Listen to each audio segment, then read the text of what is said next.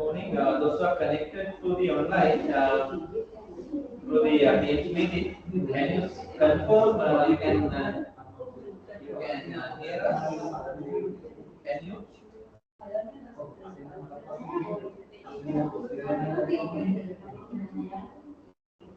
Yes, sir, we can hear you. Right, thank you. I think now you can see the screen as well. Yes, yes, we can see. Right. Thank you.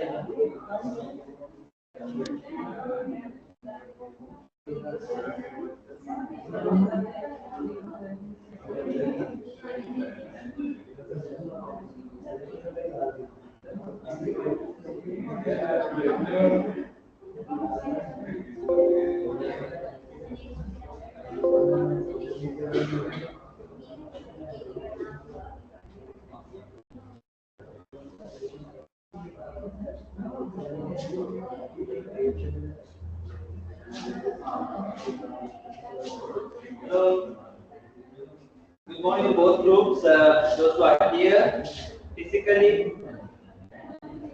Hello. Good morning those who are here physically and others who are joining us online. What you will be doing? Because I am going to do the lecture here. What you are going to do during the first hour? What's your plan?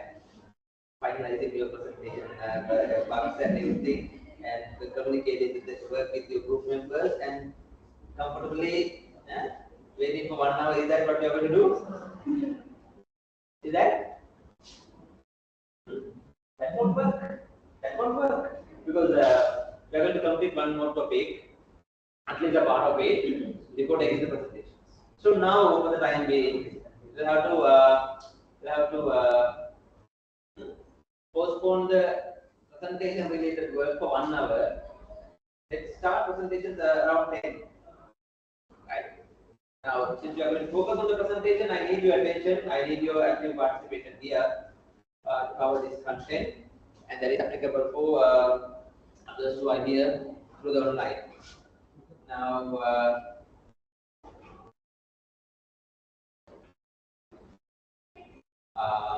to start this area, which is another important area in operations management, you need to have the soft copy or the hard copies you have.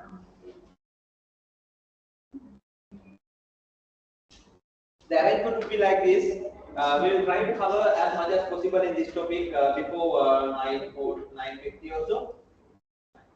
And around 10, let's start the presentation. So ask your friends who are coming, who are on the way, don't disturb us, come and sit here. Right?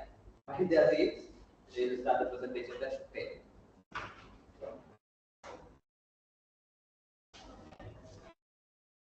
Good morning to all of you. Are you ready?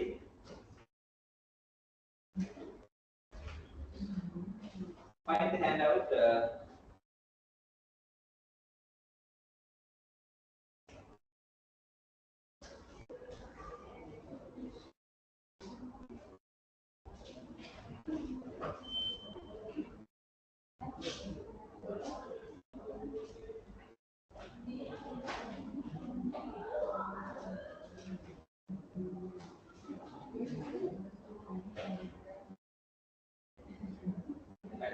hope you remember we completed the previous topic that was on quality management, right?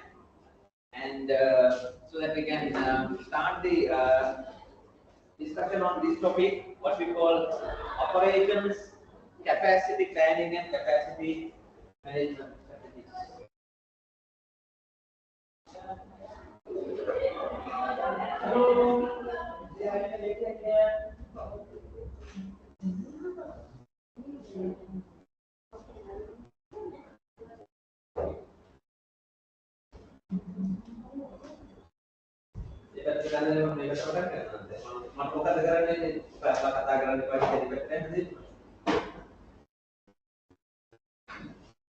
Right. In this topic, the content will help you reaching these learning outcomes. In a sense, you should be able to do achieve these learning outcomes and then performing the exams. So, define what operations capacity is. Capacity measures are there. You should know what are they. The importance of capacity planning decision from operation side, from the business side. So you should be able to point out, okay, considering these aspects, this area of decision making is very important. And then for making operations capacity planning decisions in a systematic manner, for which the operation managers are mainly responsible. So we should have a kind of systematic decision making process. We'll identify one process with few steps. So you'll get an idea how to follow the capacity planning steps in a systematic manner and make decisions accordingly. In addition to that, we try to identify now there are capacity related problems, issues, especially when the capacity is not enough, capacity shortages. Handle them, to manage them, what to do. And the other option, other situation is having more capacity than required. So how to manage the situation like that? What are the modification strategies? So get an idea, and more importantly for your organizations like audit firms or other financial institutions, right?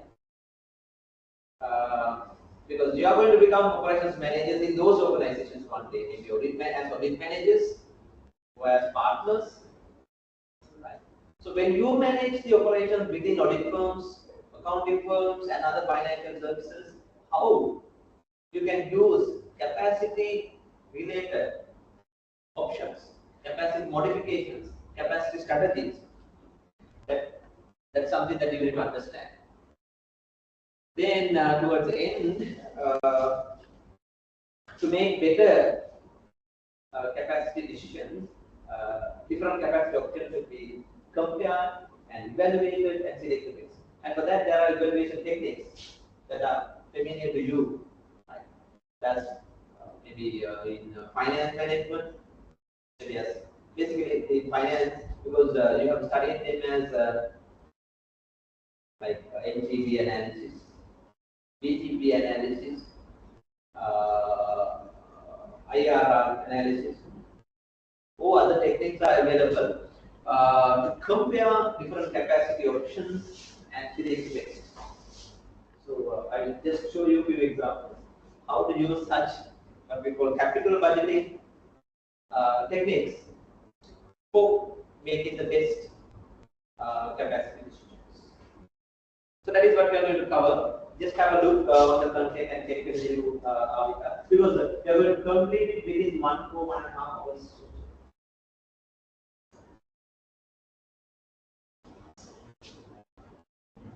Practically it takes at least 3 hours, but even you are experts, you are coming from industry, there are managers to some extent, so that you can understand it. Just have a look on the content.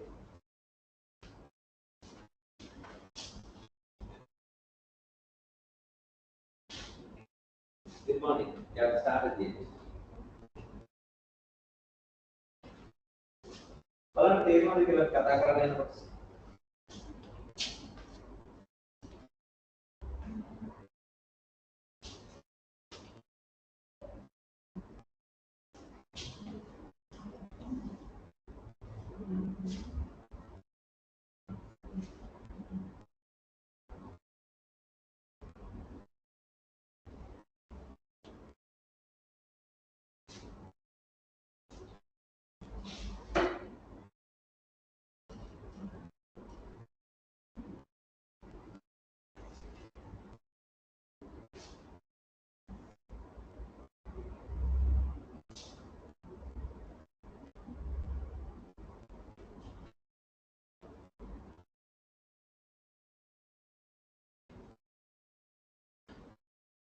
වැඩිපුර බලන්න එපා වෙන messages යවන්න හිතෙනවා නේද hand out එක විතරක් බලන්න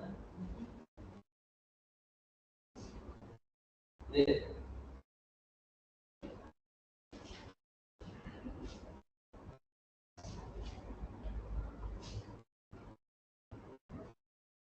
right I guess you have an idea now right what you are going to cover within 1.5 hours or so now operations capacity and capacity planning an important area in operations management that has long-term impacts on business decisions, on operations decisions, as well as medium-term and short-term impacts. Right? So that's about capacity planning we are going to do.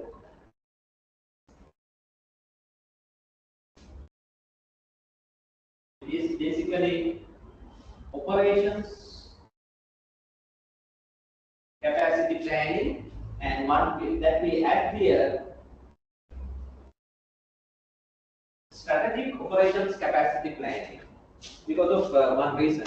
And now, capacity decision is when you go to a factory or even at even in service organizations, capacity decisions are considered as medium-term decisions.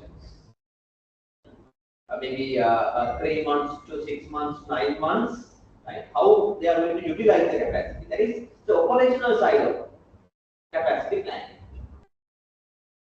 Or in other words, tactical side of operations planning. However, in this topic, we try to cover the strategic aspect of capacity planning. Can you understand it? So it's about the long-term capacity. The capacity decisions that affect the entire business.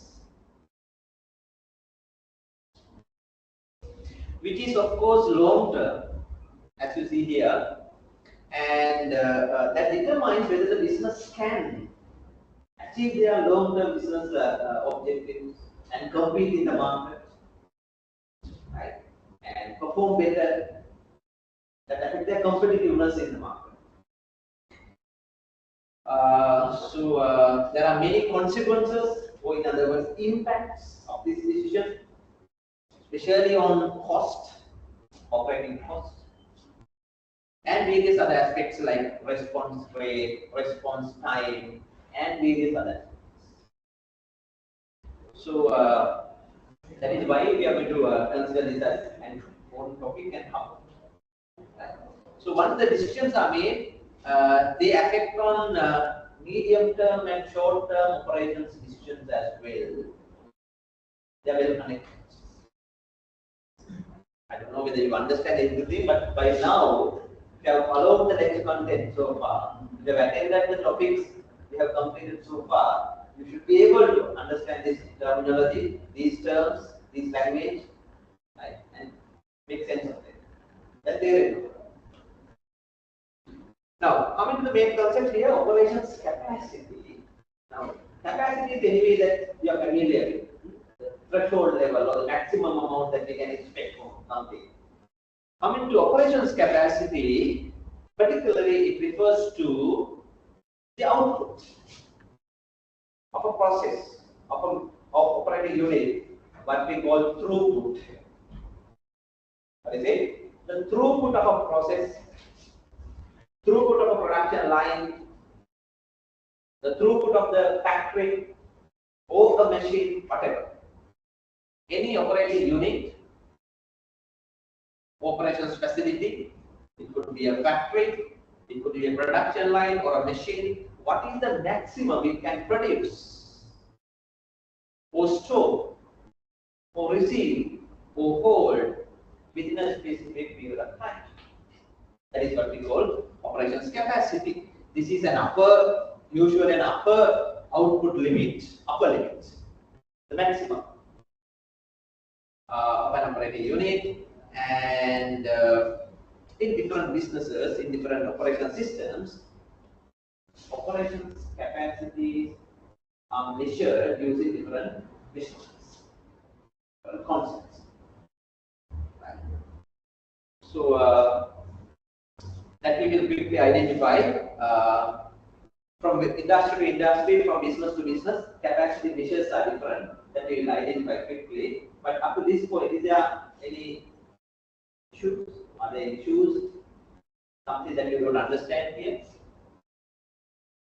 You need to think. You need to compare what you know already and ask questions. So we are talking about operations capacity.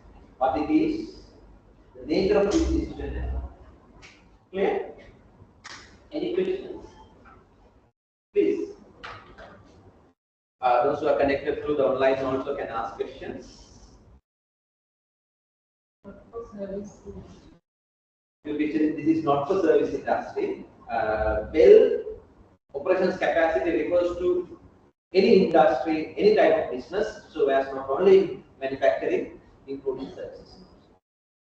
So in service industries, even if you think your own industry like audit firms, operations capacity decisions are relevant and important. Right? In other service examples like hospitals, restaurants, airline services, educational institutes, etc. The maximum it can produce operating capacity. Any other questions? Any other questions? No? And then the last point mentioned here, now from industry to industry, the different capacity measures are used. To understand that, let's quickly consider few examples. Like there are 3 manufacturing examples and different service examples. So what are the capacity measures relevant, often used when measuring and expressing the capacity? If you think of an organization or industry like garment or apparel manufacturing, to refer its operations capacity, what is the measure often used at a garment factory? To refer their production capacity, operations capacity. Yes, what type of quantity, number of units completed. Okay, that could be one person, because there is no any one answer from industry to industry, organization to organization. Their capacity measures could be different. So one could be the number of units completed. Number of units completed. Yeah, true. But there are more technically accurate capacity measures. Like what? Because this capacity refers to the operations resources, what they have and what they utilize.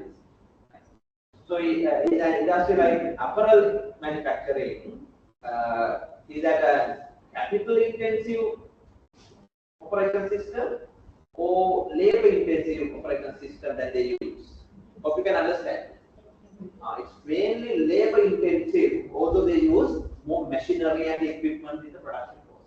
So more or less, it's a combination of labor intensive, mainly a labor intensive industry, but they heavily depend on machines also, because certain processing steps are done through the machines. Have you been to a garment factory? You may have seen storing, cutting, and sewing. There are a lot of machines they use. So the capacity is partly depend on machine capacity. What is possible? What they can produce, right? So as you correctly pointed out, it could be the production or machine hours available. One side, right? And mostly the capacity of a garment factory depends on the workforce, size of the workforce. Understand? So standard labor hours available. Now, is that for an hour or for a day or per week? That's also important, right? and that is what we call the time period. Capacity is often expressed as a measure of time period. So in a factory like garment, more than per hour capacity or per day capacity, it refers to per week capacity, because their production activities are such, either per day or per week capacity. Now, machine numbers available. Is that clear? So that could be the input measure, because that refers to what is available, what can be utilized. Coming to output measures, that is the actual capacity utilized. Can you understand? Within a working week, actual number of units produced, actual number of labor hours utilized, machine hours utilized for production. That shows the maximum operating capacity. That fact. It could be varied from one company to one factory to another.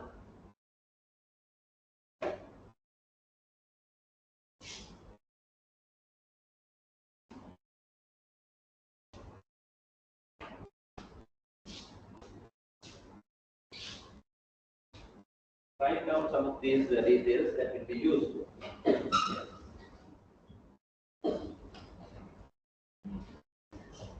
If you think of another example, like power company, electricity generation, power company. What are the measures used for that, as you have heard? There can be different technologies, like hydropower plants, or coal power plants, or in some other power plants. Like now we have solar power plants. So, what are the common measures used for that? Capacity of the turbines, or capacity of the basically the turbines, right? So the capacity of the turbine, and how many turbines they have at the plant. That's different from the garment factory. Can you understand? Noracholder coal power plant. So the capacity of that depends on the capacity of each turbine they have. They have, as I can do, three turbines, so that 1 plus 1 plus 1. So that is the electricity, the gigabyte. Sorry, gigawatts or megawatts that they can produce. So hydropower plants, that's also there are same gigawatts that they can produce. That is the input measure. What is the capacity of it? Output measure, actual electricity generated.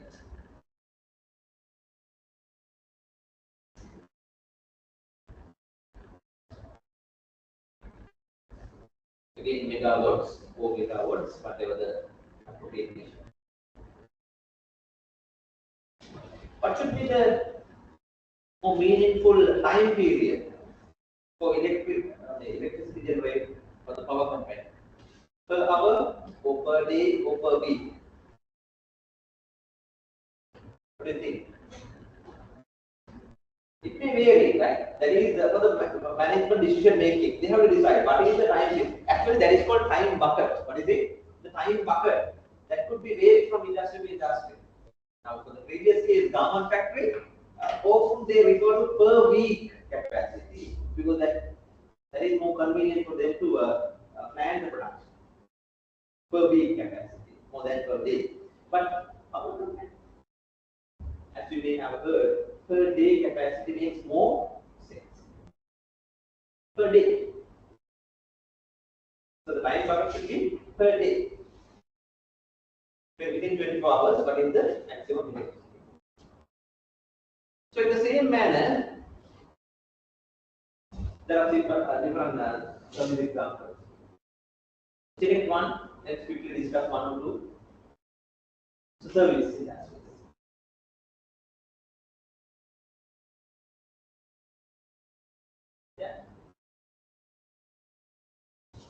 But we need to discuss one or two. Hello? We don't have a band here. Hello? But we can discuss. Anyway, what we did discuss university, the capacity of a university, operations capacity of a university. How usually the capacity is measured in an operations facility like university? Yeah, that has been the case, but now per semester, let's say, right? So that is the time period to be correct, right? Per semester, let's say, okay. But what are the most commonly used capacity measure? Number of student intake, size of the student intake is the capacity. Is one main measure. Size of the intake.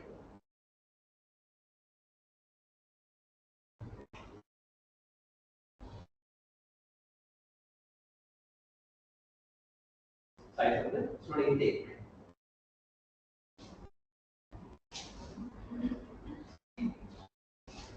Size of the batch.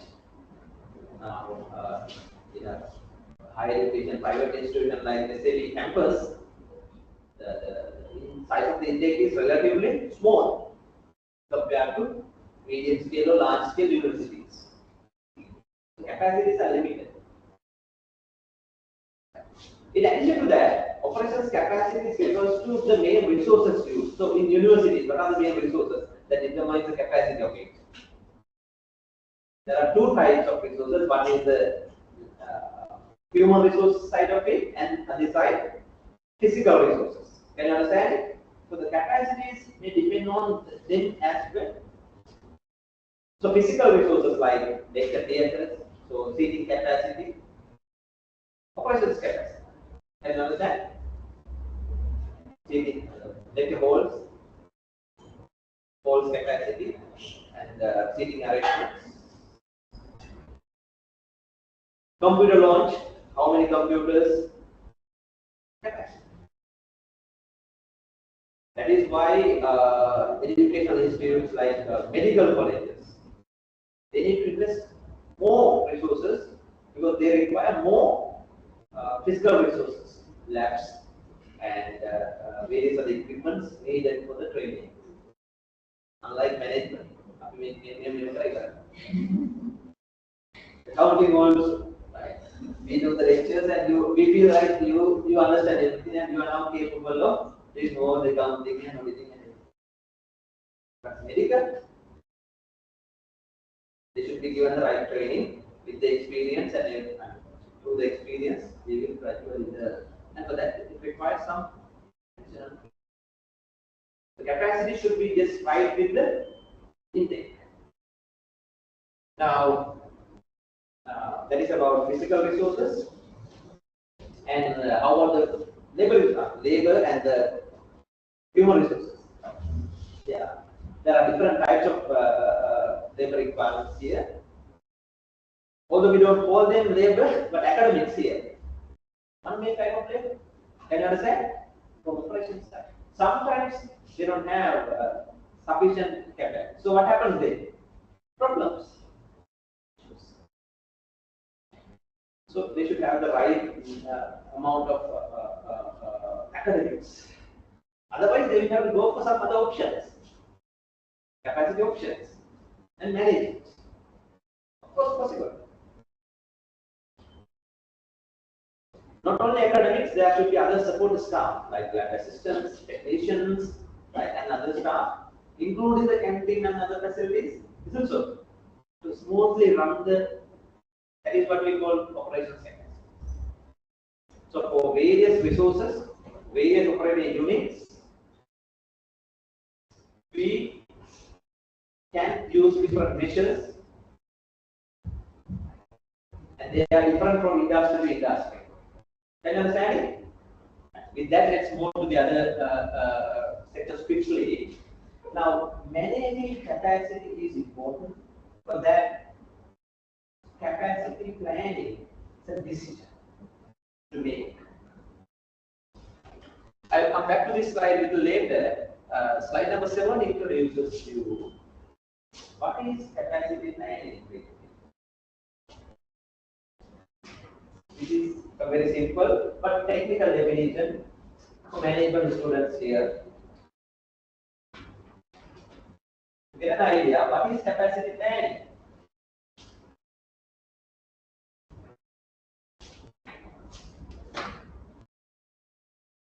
It's about operations resources needed that are basically two types. One is, one industries, some industries heavily depend on the first arrangement,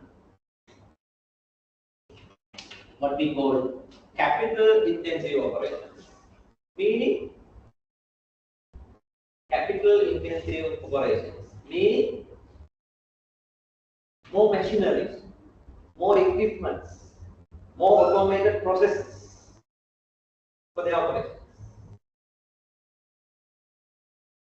So their capacity refers to those machines, equipments, and the automated processes.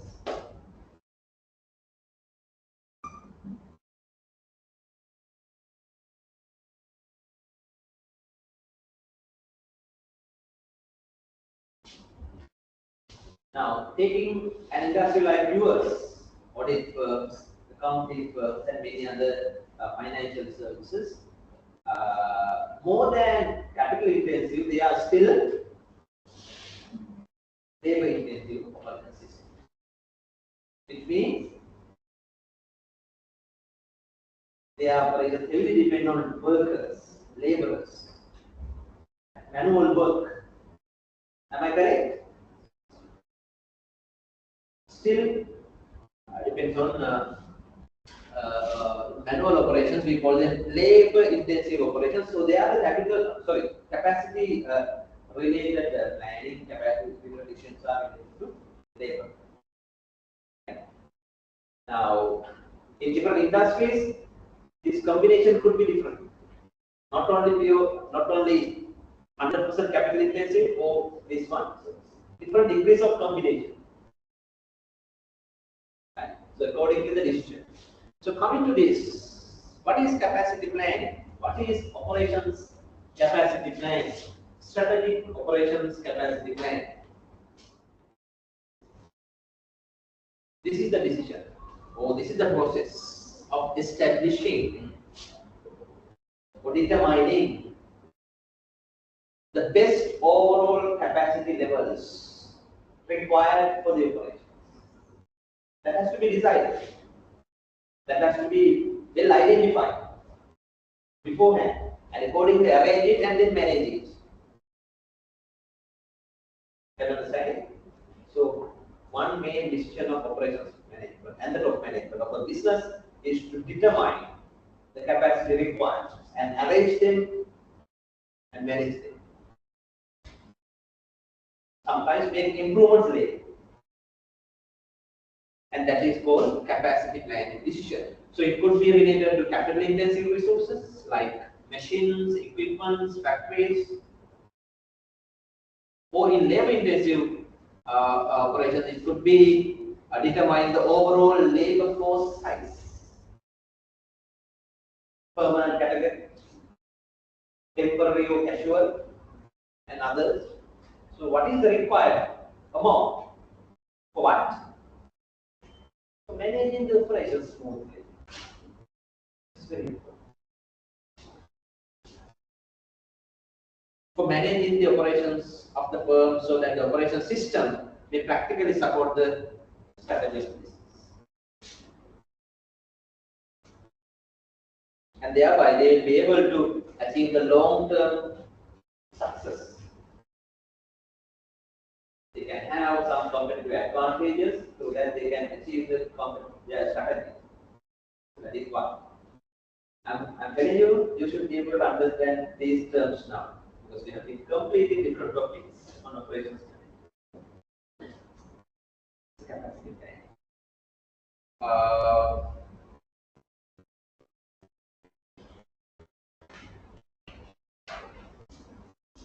So the strategic operations capacity planning is a long-term decision that determines the required capacity levels. Now, this decision may have strategic impacts as well as tactical impacts on operations on the business. What do you mean by strategic impacts? Well, those are long-term organizational-wide impacts, like deciding when new capital is required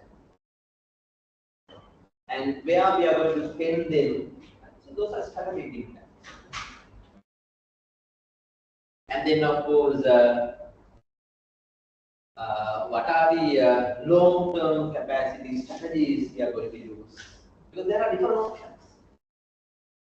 At strategic level, they need to consider and select the best. Are you with me? Can you understand things? I think so. I will give you more examples, practical examples. I think you can understand it now. And as a concept, how much and when to spend more capital for expanding capacities, like new factories, new equipments, and workforce. Accordingly, there are medium-term and tactical impacts. Like what? It affects on the workforce level.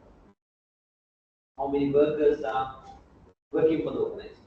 How they work? Yeah, work arrangements. And also inventory levels. What is the amount of stocks maintained for different items? Capacity. That is particularly manufacturing industry. Why you don't understand? We will discuss it. So other decisions like for aggregate production planning, scheduling, and then consider the different capacity alternatives and day-to-day use of operations resources. So almost all decisions get affected by this decision, capacity planning. So that is why managers should make it carefully with the right objective. So this is the objective of capacity planning decision. Okay, you will understand. So what is the most common, most simple objective of capacity planning or capacity management?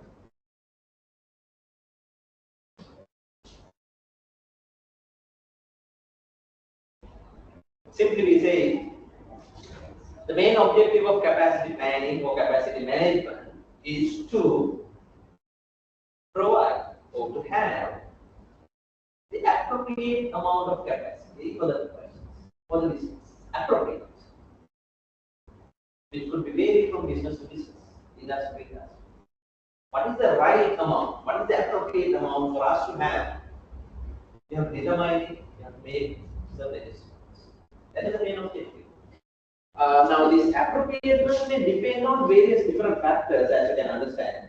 So, it could be related to the cost, the capacity that is just appropriate to maintain operating costs. Likewise, the other aspect, like to maximize the revenue, to manage the working capital. What is the appropriate capacity? What is the appropriate capacity to ensure the service levels and other things? Can you understand it? So, considering these different requirements, what is the appropriate level? Determining your capacity requirements is what we call capacity and capacity. Do you have an idea? So, as managers, now you are trying to come to the next level. Initial junior executives to executives, then to assistant managers to managers, and then to senior executives. So you are practically involved in this. You have to decide. So that is why this understanding. So how to plan the capacity, how to make operations capacity decisions. It's important.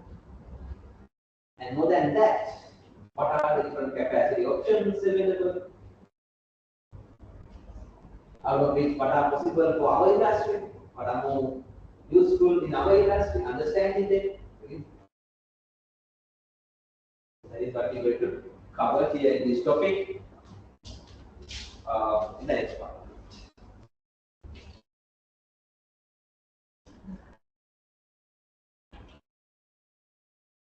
By the way,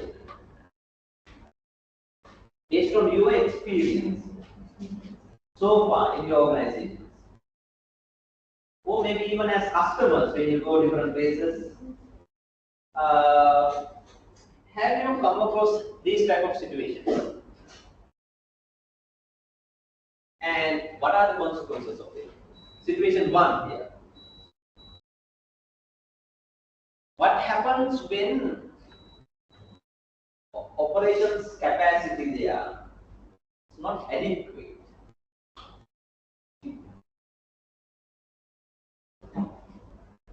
What happens when the operations capacity, maybe of your organization that you work for now, is not enough?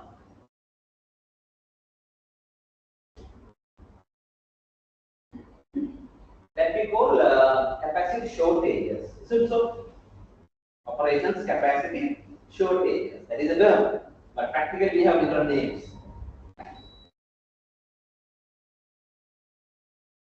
So what happens? What are the issues with capacity shortages? Help you to identify you. You as work, you as a staff, employees. What are the common issues you have with your organization when you have capacity shortage? Very difficult and unable to either difficult or unable to meet the deadlines. Is that relevant for all of us? When we are understaffed, right? Very difficult to meet the deadlines. Workload is there, no enough. So difficult to meet the deadline in an industry like auditing, very critical.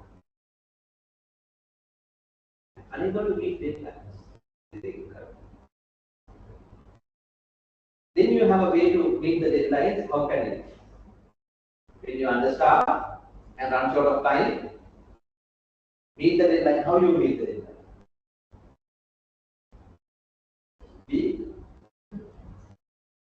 We work for extra hours. Overtime, or you don't get overtime, right? As I know, you don't get overtime. That is the job you get, but not the overtime. So staff is overutilized and exposed because of capacity shortage. So the manager should understand: is that good? That is not good for the long-term survival of the business. Can you understand? Employees, workers are disappointed, exhausted. Does that affect their work life? Does that affect their family life? Yes. Now we talk about work family balancing and everything. So if you don't have, the managers have not set the right capacities that affect both work life, family life, and different contexts. Who are finally suffering? Employees, and then the company also. Capacity problems. There is another way to meet the deadlines with staff shortages. How can it be? But we compromise. As employees, we don't have sometimes other options, but we do. I mean, how you manage practically your work if you, you have a big content cover, workload is high, no enough staff, but you compromise. You compromise quality. Can you understand? No. When the capacity shortages are there, but we compromise, sometimes we compromise the quality also. So, from the organization side, is that good? Many consequences when you compromise the quality. Can you understand? So that is the issue. You compromise the quality, which is bringing a lot of unnecessary consequences. we cannot deliver the quality service. Everything is connected. Does that affect to customer satisfaction? The deliver, the quality of our work. Does that affect to the customer satisfaction?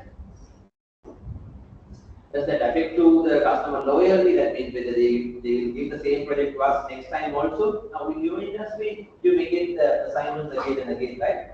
So you can the client select their vendor as they wish? They can.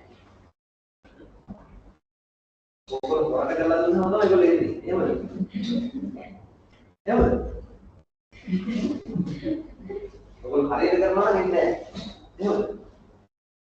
there are anyway now when you compromise quality, that affects the customer satisfaction, that affects the customer loyalty, and now when you run short of capacity, that gives a lot of negative experiences to employees, and that brings a lot of negative experiences to customers. Now, in an industry like manufacturing or restaurants, when capacity is short, what happens? What are the operational issues?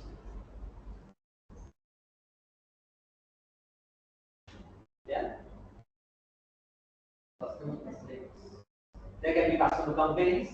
True. More and more customer complaints. Quality problems. Okay. Quality problems.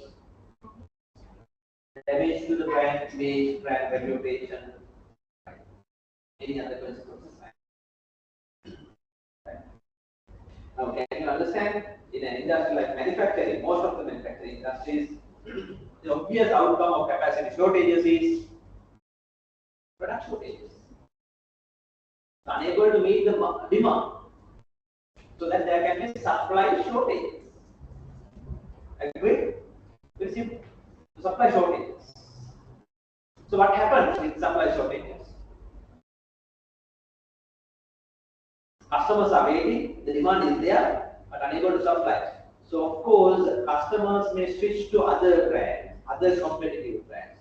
Only one time, or no, probably forever.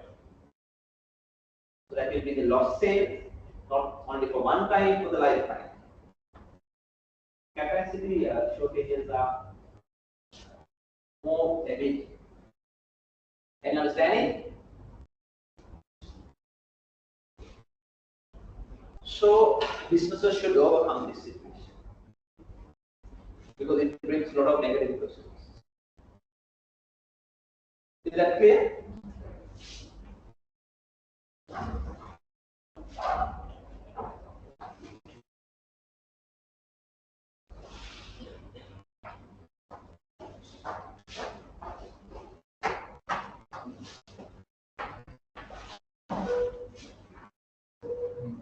And on the other side, the second situation is also not so favorable. What is the second situation? Hello?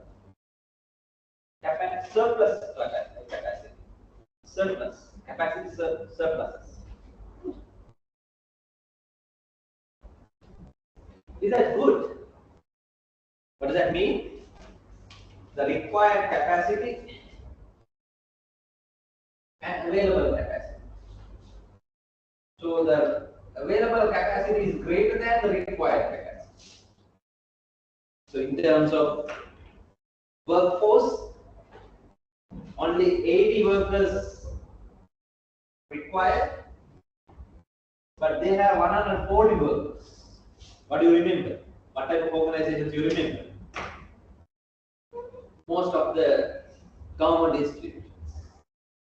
Overstaffed. And that is one main criticism they have towards government sector organizations, especially in countries like Sri Lanka. Overstaffed. So sometimes the restaurant or the hotel requires only let's say the dining area of the restaurant may be required, given the average number of customers visiting, right? Only 10 tables are required. 10 tables are required, but they have already arranged for 18 tables in the dining area.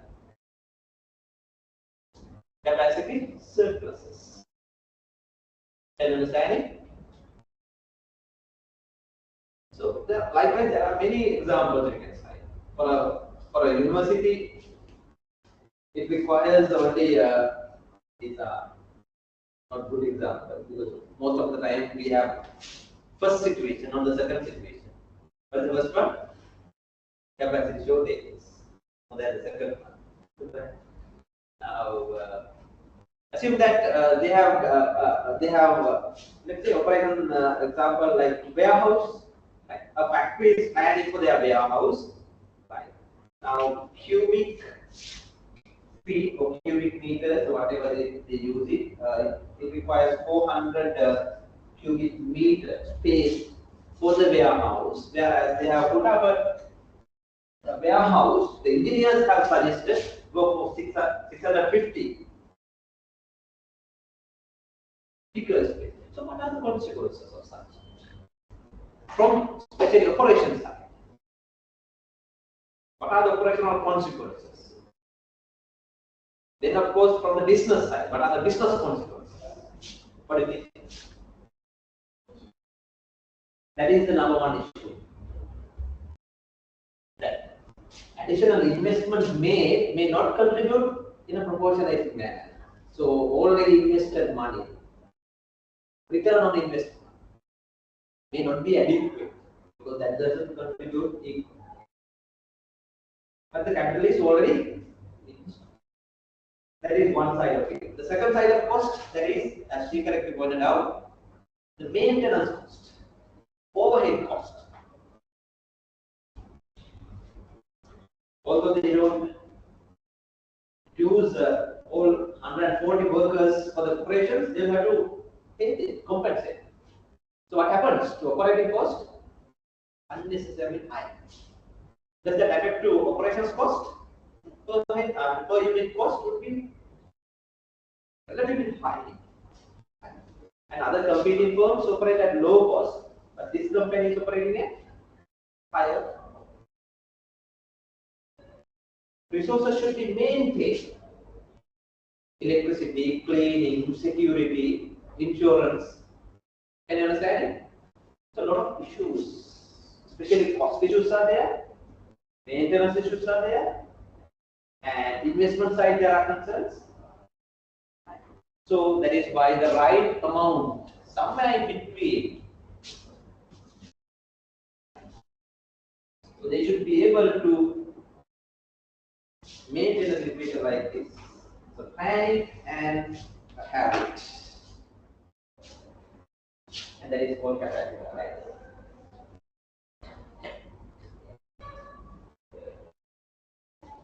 We just identify it. This is not so easy as we just described it. Why? Why having the right amount, right, as required may not be easier. Think about your industries. Why managing the, let's say, work staff's size of the audit firm is not easy. Planning the number of trainees, number of executives, number of assistant managers, number of managers, right? And manage the operational side of it may not be easy. Why? That is one way to do. This is not only one time decision. This is an ongoing thing. Ongoing thing. So over a period of time, the demand may vary, capacity requirements may vary. So we will have to accurately predict it, and then make adjustments to the capacity. Accurately predict the required capacity and manage the capacity. So prediction should be accurate, and predicting is not easy, and that is connected to your strategy, where you are heading, what long-term strategies you have, and many other things.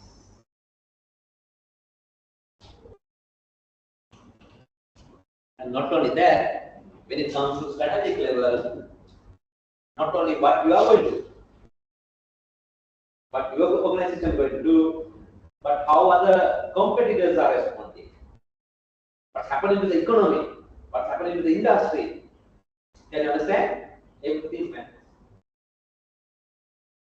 So you have to carefully do it. Assess the required capacity and arrange it. I hope you can understand. In a way, in an industry like yours, audit firms, accounting firms, and even for that matter banks, right?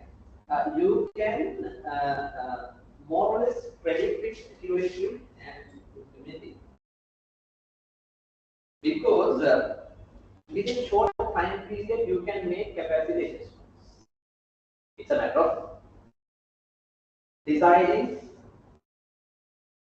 to recruit, then recruit and train and develop and then utilize. It may take 3 months to 6 months. Am I correct?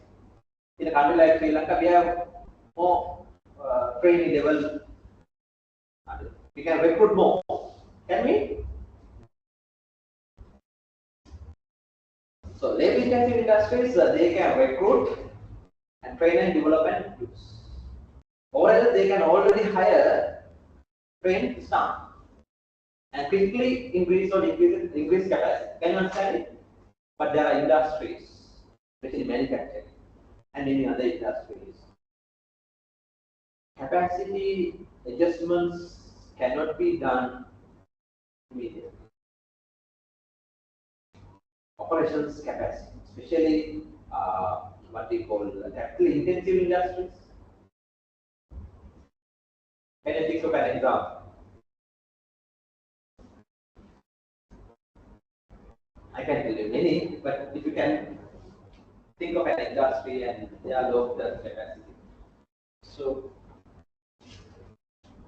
can you guess in some industries how difficult that is? For example, see, 2 years ago, I'm not going to campaign for this president, right? But 2 years ago, or 2.5 years ago, the situation we experienced here in Sri Lanka in relation to electricity supply. What was that? Were you here? So maybe for 2 hours, 3 hours, 5 hours, or 8 hours power cut. Now, how can we understand it? What was that issue? What was the cause? What was the reason? Hello? Many would say there are different factors, of course, yes, different reasons. But the main reason that caused electricity power cuts, what was the reason?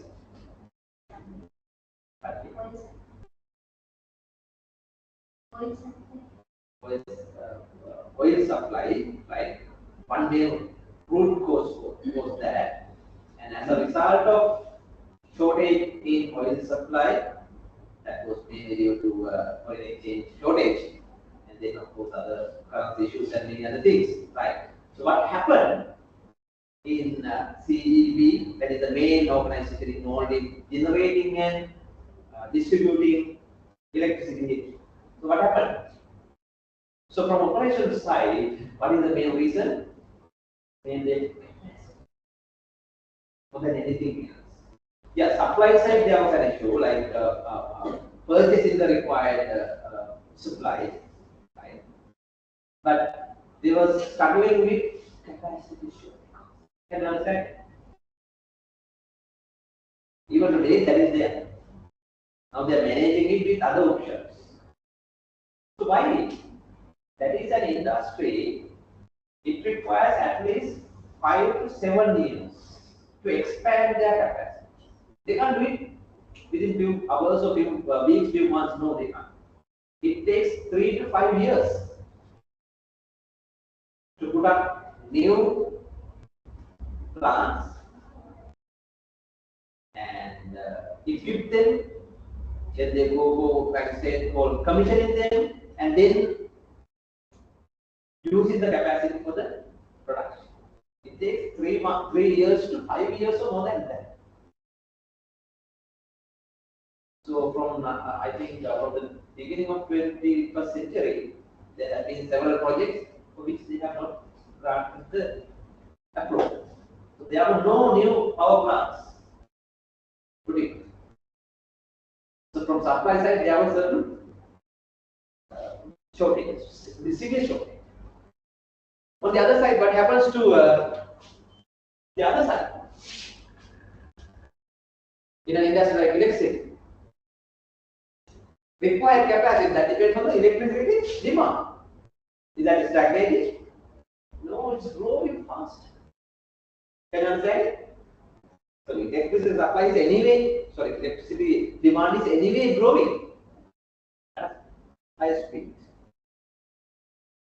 So in an industry like electricity generation and electricity distribution, that has to be managed 5, 10, 15 years ahead. So usually it says 15 years. In an industry like electricity supply. So you can think of other industries, let's say CBL, discussment. How carefully they have to plan. In an industry like telecom, right? For SLP, dialogue, whatever, right? So expanding their capacity may require 6 months to 18 months to 24 months. Can you guess? Hospitals, longer terms. So that has to be the case.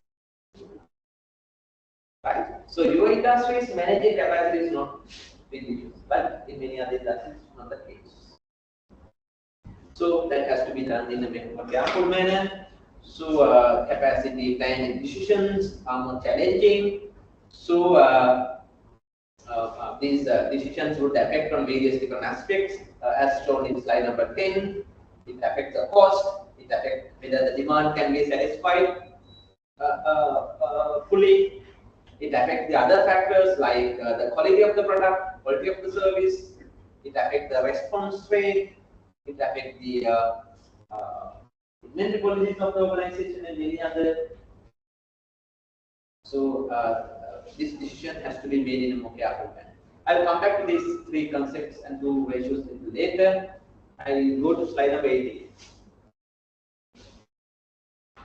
I go to slide number 18 to quickly give you an idea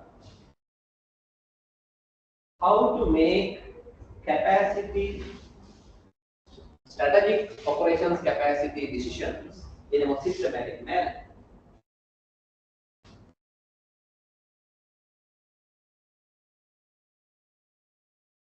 This is not a very specific process, but this has a few steps that gives you an idea how to make operations capacity decisions in a systematic manner.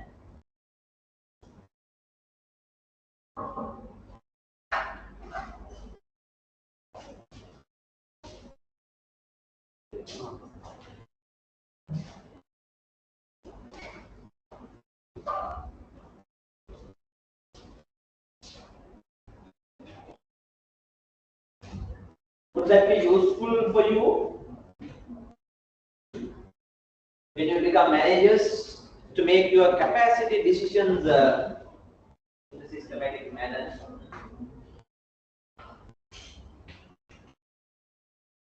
So this process begins with step 1. What is that? Managers first of all should know about their capacity, their operations capacity. What we call assessing the existing capacity. That is the starting point here. That gives them an idea understanding what is available now. Available capacity.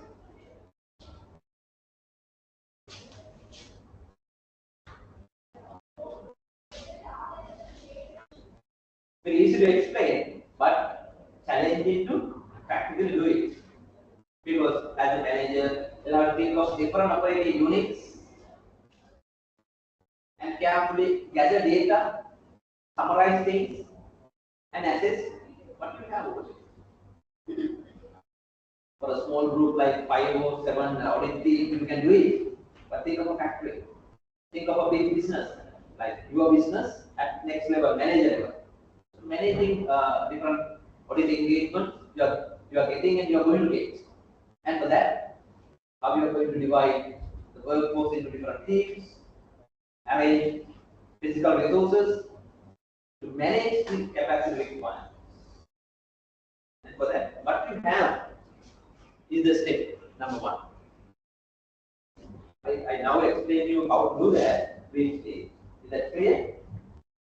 You have to get the data.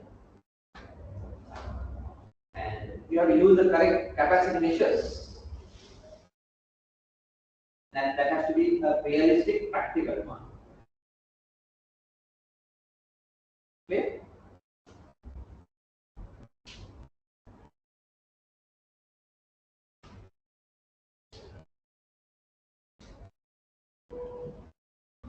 And you know, I will explain it a little later. But for these capacity measures, there are different terms used, different concepts used, capacity measures used. Now, these 3 are the common capacity measures we can use for that, right? Related to operations capacity. There are 3 capacity measures. Right? One is called design capacity, and the other one is called effective capacity, and the third one is called the actual capacity or actual output. These are 3 concepts, 3 capacity measures. I'll explain it later so you understand. What are those 3? Design capacity.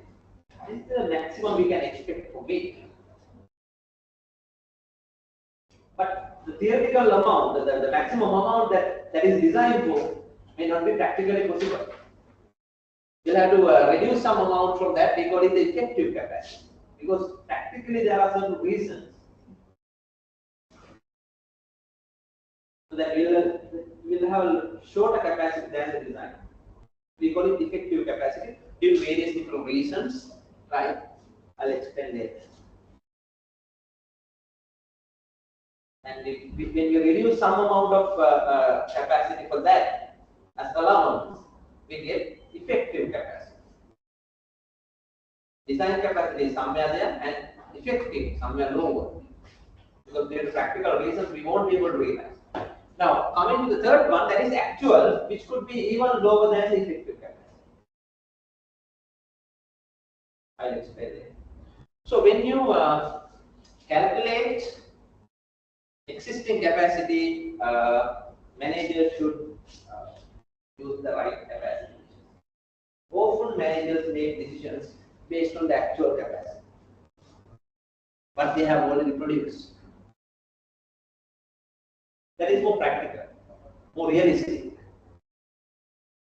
But I'm telling, decisions are more effective when they based on the actual capacities they have. More realistic, more practical.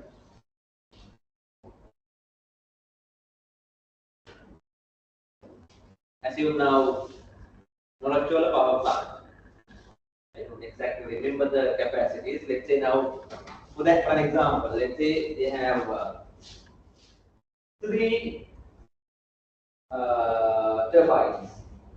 One has 5, let's say, gigawatts, 4 gigawatts. Let's say.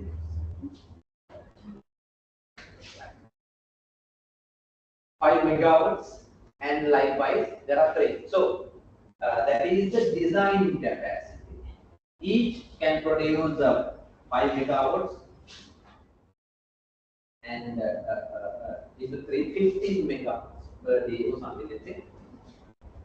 But to really see during the last, on average, during the last year, per week, how much electricity they have generated. 1 or 2 plants are anyway broken down, right? For good number of weeks, good number of days in a year, right? So that the actual capacity may be very low than design capacity. So when we make decisions, we have to use the realistic numbers, right? When you plan your workforce for a project, you should know now there are 5 workers, 5 team members. This is the capacity requirement. So, would you be able to get the 8-hour commitment, 10-hour commitment from all 5 throughout the week, throughout the 1 month? The design capacity, but again you won't be able to get it. Sick leaves, personal commitments, and various other things. So likewise, so you'll have to go for the realistic capacity. Is that clear? Now, once you have an idea about it, you'll have to go for the second step parallelly. What is that? We need to assess what is required capacity. And for that, to assess the capacity requirements, more practical approach is to first assess what are the output requirements in terms of products or in terms of service, what are the requirements. So for that, forecasting the sales would be the starting point, and then converting them into resource requirements. So this number of units are needed, and according to the standard processing time and all, convert them into labor hours and machine hours, and add them together to see the capacity requirements. Can you understand it? Now you have actual or the available capacity, let's say, available capacity in one side, and on the other side you have the details of required capacity. Then this has to be projected for 3 years, 5 years, 10 years, and okay. Right. So you will be getting figures like this. Now this is in this slide number 19. Now this is the forecasted demand converted into capacity requirements. That is fluctuating over a period of time. And on the same graph, if we plot what is the current capacity, which is constant here. So we will be able to identify whether the capacities are enough or not enough, what are the issues, and what to do. Can you understand it? So, preparing a chart like this for your operations requirements, your capacity requirements is the starting. Clear?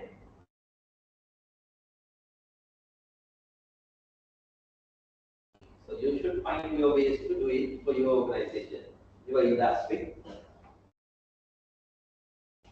Yeah. Given that responsibility, some organizations even now they have been managing these processes smoothly. So when you become managers, you have to just follow it.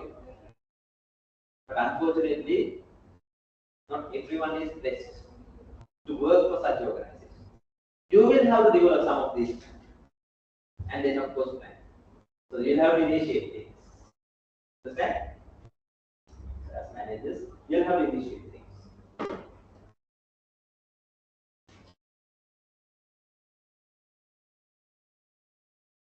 Any questions?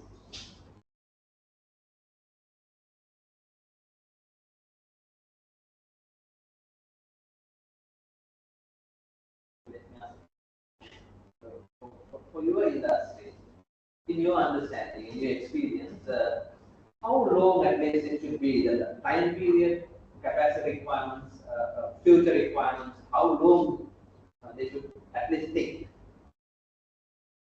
What in audit firms, accounting firms, few weeks, few months.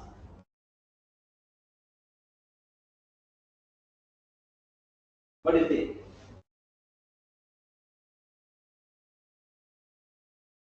A few weeks ahead, or few months ahead? Hello? Don't just think about what your organization is doing now, because what your organization is doing now is the reason for where you are now. Then karma is now karma is organization. So if you want to manage the organization better, right, you'll have to think of better ways of managing.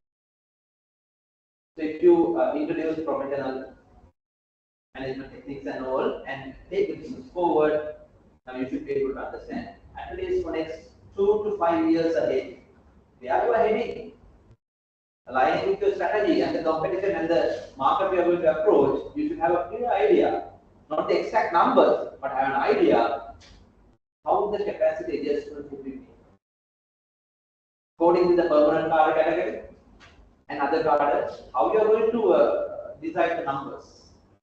That's about the labor resources, human resources.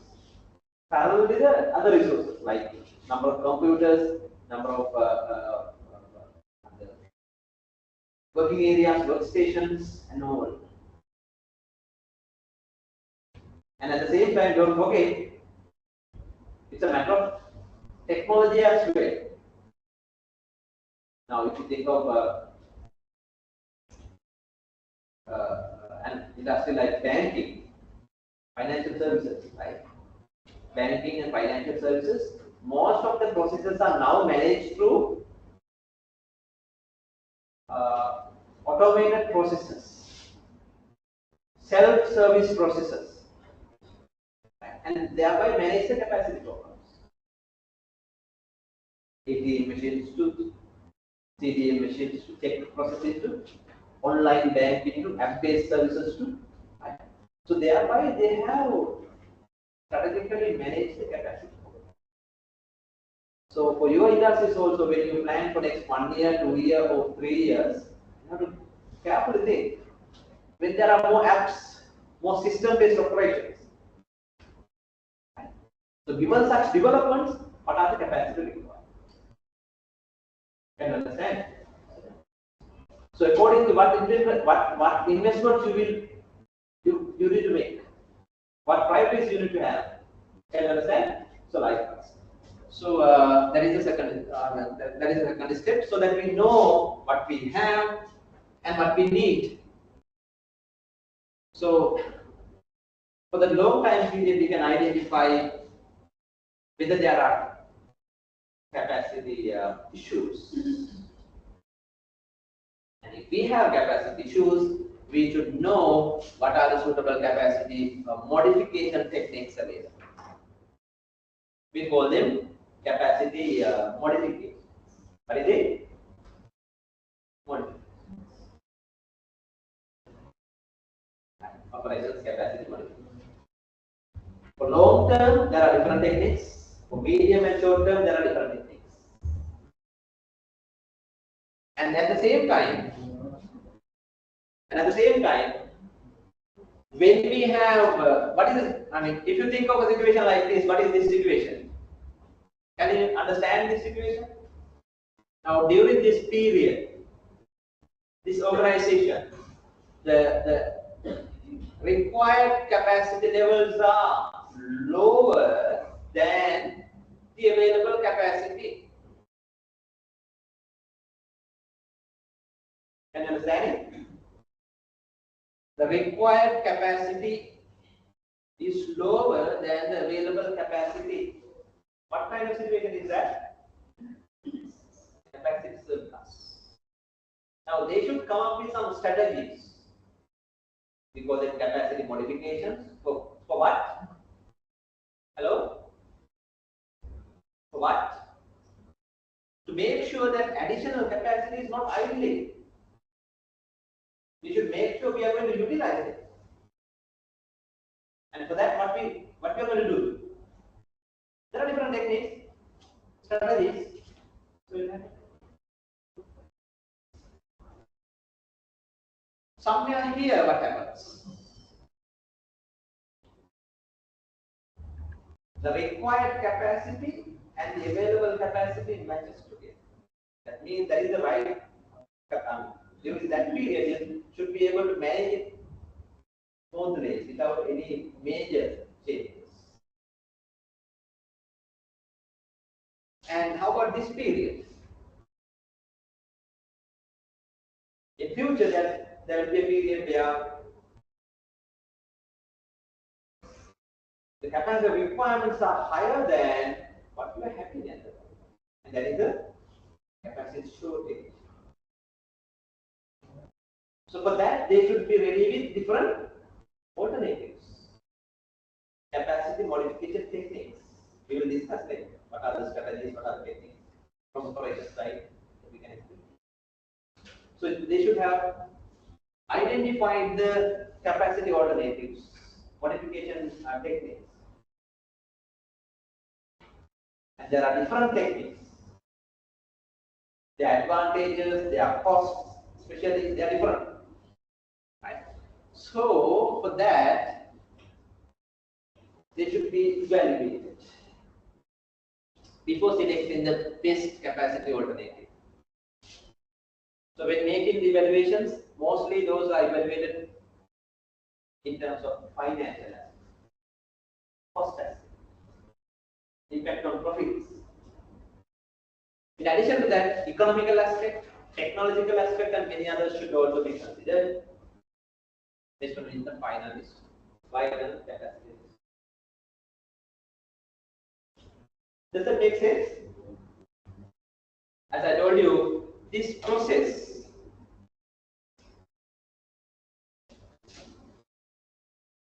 these 5 steps help managers to identify what to do, how to make capacity decisions in a systematic manner. It begins with identifying what we have, then go to assessing what we need, and accordingly identify whether there are any capacity gaps, and to fill the gaps, what are the different alternatives possible. Before selecting the best one, we need to evaluate and select the best. Clear?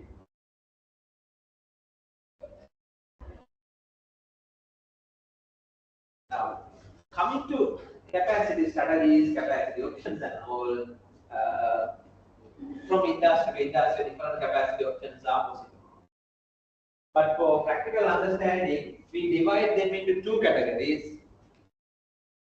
Consider the time period. Long term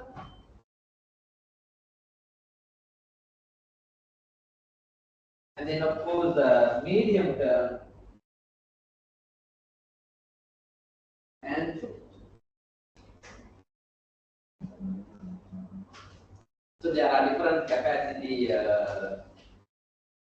alternatives, capacity modifications possible for different industries, long term and medium and short. Clear? Here onwards, we will identify what are the different capacity options, strategies available, and then techniques available.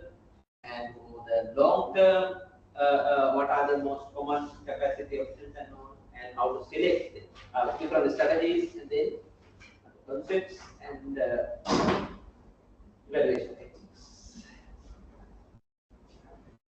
That we will discuss next week very much. But I will start from here. What did we discuss today?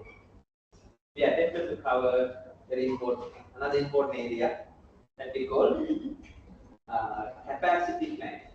Strategic operations capacity plan that help businesses plan the capacity requirement well in advance and making necessary adjustments. We learn that from different industries, different capacity measures are there. So, operations managers with the support of other senior managers should make capacity decisions in a systematic manner, in a rational manner. And for that, we identify a process.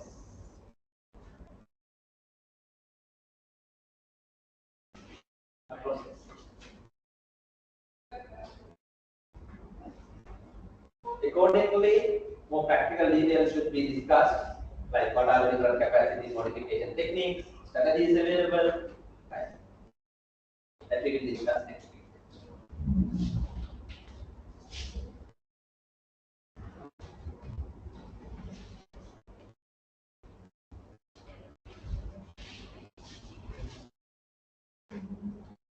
Any quick questions?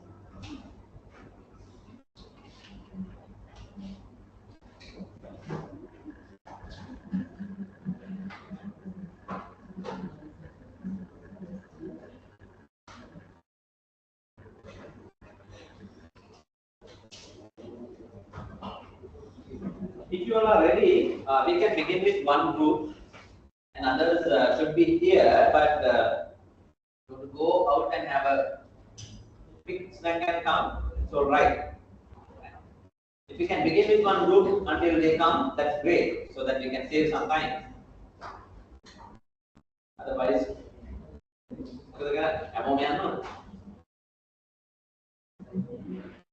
if one group is ready, others can quickly go up and come.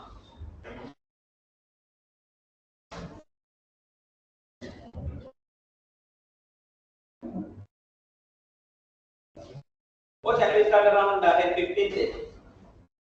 If one group is ready, I will be here. And otherwise, let's start at 10:15. So what you should do here, as I requested earlier, each group should prepare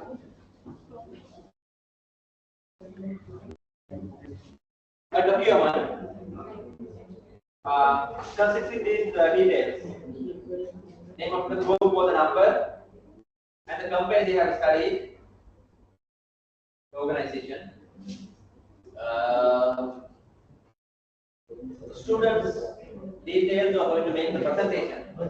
Probably 2, 3, 4 participants. Registration number, name, and signature. Online participants can just mention the names here, and the others, their details also. Registration numbers, name, and signature. For the presentation, total 20 marks allocated. As I already communicated to you, 12 for the group performance and 8 for the individual contribution that I evaluate based on your confidence and evidences you bring, show that you contributed to this project, right? And you you know about what you have done.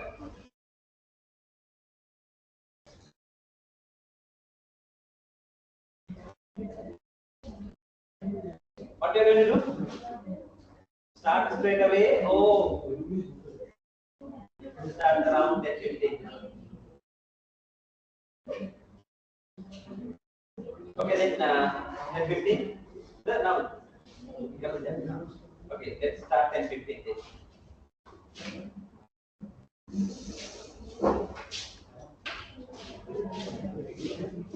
Meantime, hello. At the same time, you can upload your PPTs.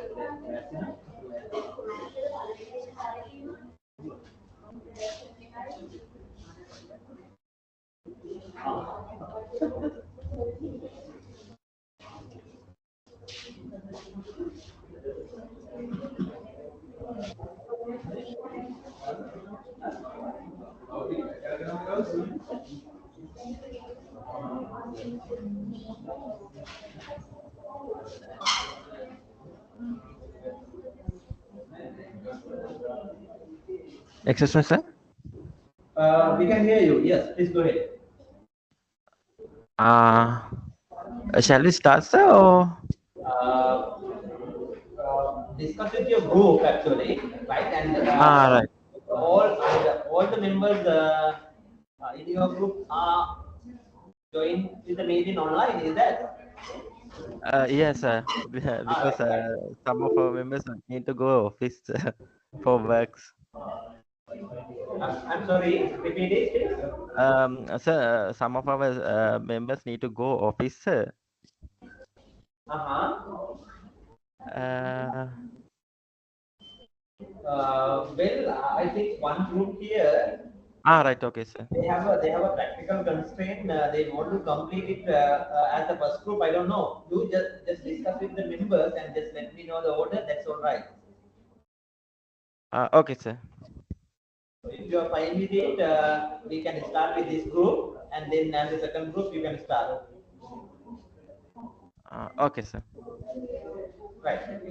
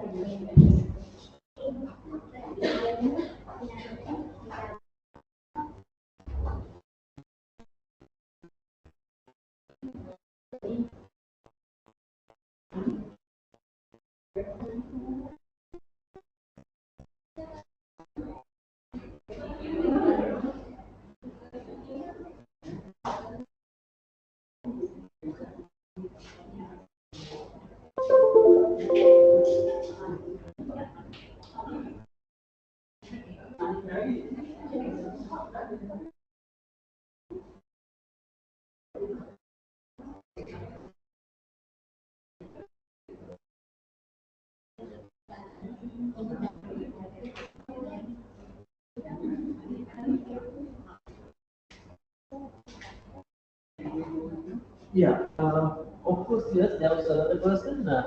You can start. If the group is ready.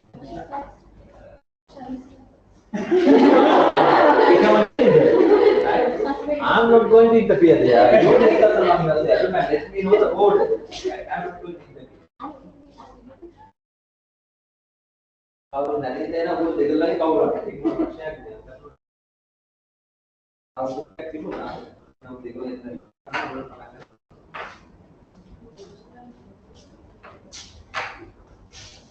and the online group is also waiting. And the group number is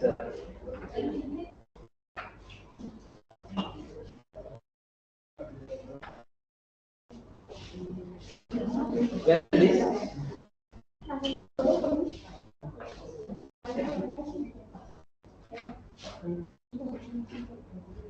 all five will be present in it.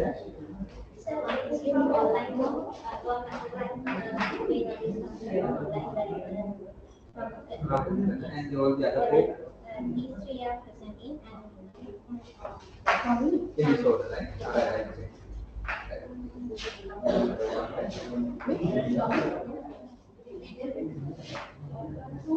So when you are absent here, they start. They're going to start, right? So at least as the next group, we may do the presentation. Is that all right? But then we are going to start it.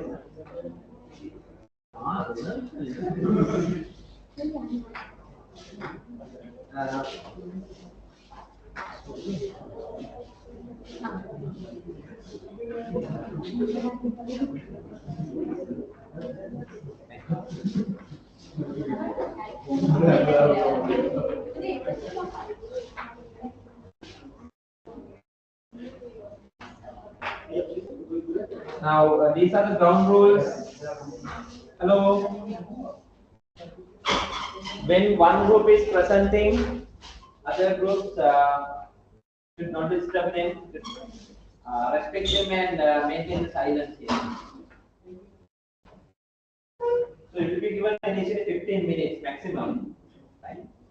So you will highlight the key points here and manage the lecture, manage the presentation within 10 to 15 minutes.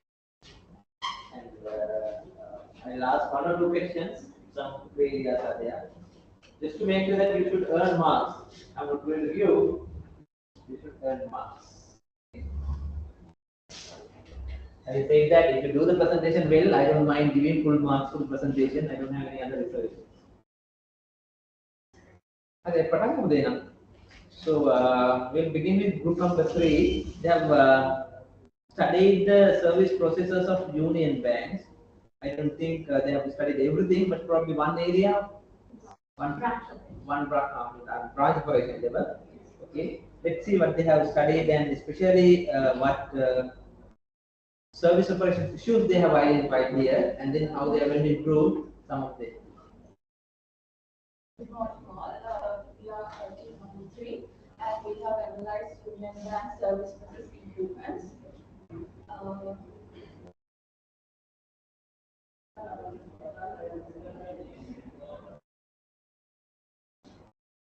As we know, the Union Bank is a well-established bank in Sri Lanka, and it starts in 1995 and it almost 29 age. There are 63 branches in IMY, and the vision of the bank is to be the innovator of banking solutions for the wider corporate SME and the retail segments, and to be their bank of choice to professionals and empowered people. And these are the existing service processes in the branch operations. Customer service and teller operations. Customer services, the bank mainly provides the cash handling, the check handling, and the account handling. In the check handling, they are doing the verifications and clearing processes. And in the account management services, they are providing account opening, closing, and updating services. In the loan and credit services, before they are giving a loan or providing credit cards. They are analyzing customers' income and repaying ability. Then only they are processing the loan applications and email loan disbursements. The third one is investment and wealth management services. The bank provides the investment advices and providing how they should manage their investment portfolios to the customers. The fourth one is compliance and regulatory processes. The bank deals customers' main sensitive data and information, so they have to deal with data protecting laws and regulations. The other thing is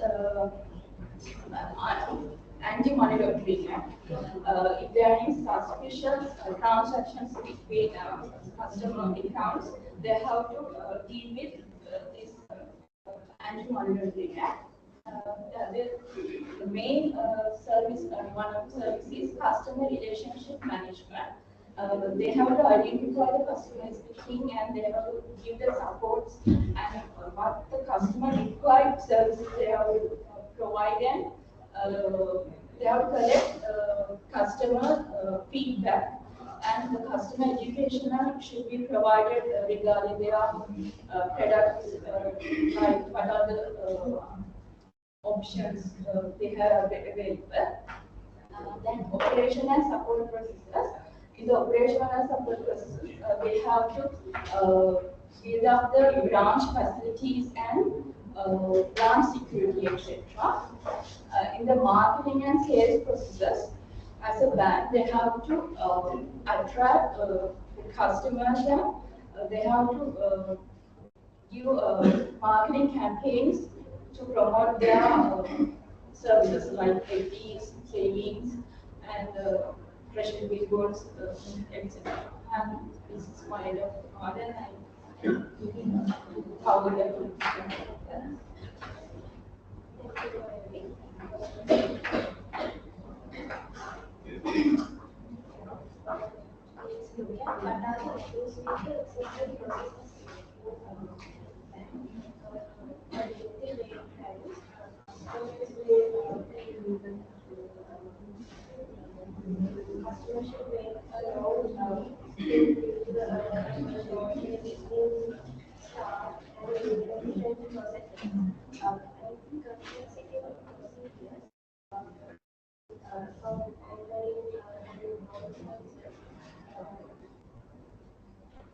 Technology failures like system slowdown and downtime and regulatory compliance challenges and inconsistent self-monitoring, lack of personalization and customer education gaps. Mainly, customers, most of the customers don't know about what are the banking products and how to use. And also security concerns. Let's look at what are the solutions to mitigate these issues. With the lengthy wait times, we can do regular real-time queue management systems to make customers on wait times. And with complexity of procedures, we can simplify forms and procedures and self-service options to the mobile banking website for daily tasks and technology failures. We can invest in reliable and adaptable IT infrastructure and cut down critical maintenance and also can update to minimize updates to minimize the downtimes and slowdowns in IT systems. Also can do utilize automated compliance solutions and to the customer education gaps, we can provide a solution to develop a distributed and clear accessible education materials around banking products. And to security services, we can provide a solution as implemented security service measures like biometric navigation and reducing security audits.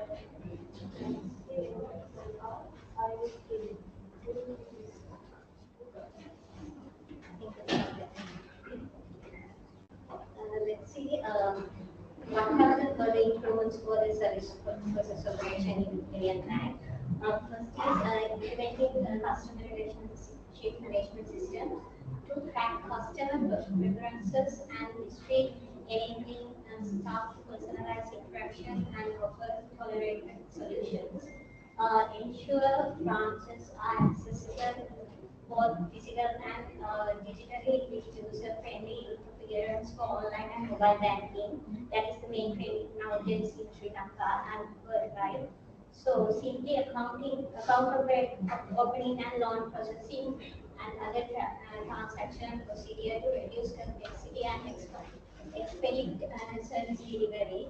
Other thing is implement automated systems for routing transactions, document processing and compliance checks to enhance accuracy and efficiency, like CDM machines are implemented nowadays. But there are also some breakdowns in these days. So to mitigate that, we can do this implement and leverage AI and data analysis to personalize customer interaction, predict needs, and optimize service offerings. Other one is implemented feedback system to gather and analyze customer input using insights to improve security qualities. Those are the improvements that we can implement in the Union Bank. As a conclusion, improving branch operations in banks is one for enhancing customer satisfaction and efficiency, is focusing on personalizing customer experience, streamlining process, integrating technology, and ensuring compliance, training staff, optimizing branch networks, and using feedback for continuous improvement. This approach will boost customer loyalty and drive sustainable growth in Union Bank PLC. That is the end of our presentation. Thank you very much. Thank you. I think you began with Menaka, right? Menaka, and then followed by Kabodya, and you Kalashi. And the other two members, Chanika, and the online participant, that is Namukkan, is there? Is he there? Yes, sir. I may Namukkan. Okay.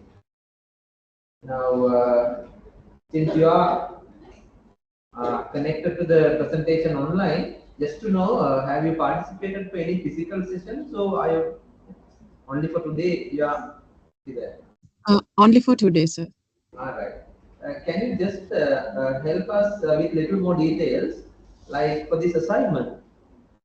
What type of information you gathered? Who were the informants, and what was the process you adopted to gather information?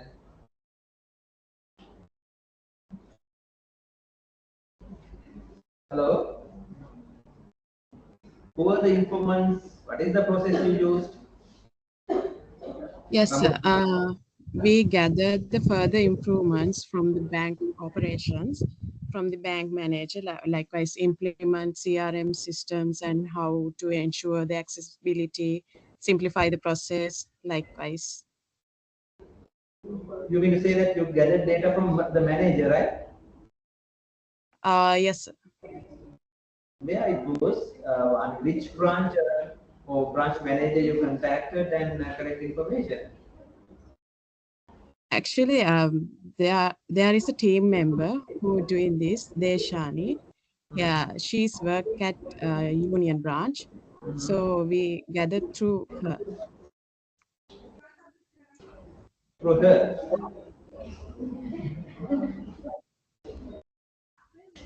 Right, thank you. And and Shanika, and you are the one who working for the Union Bank. Is that true? What are the other sources you use to gather information?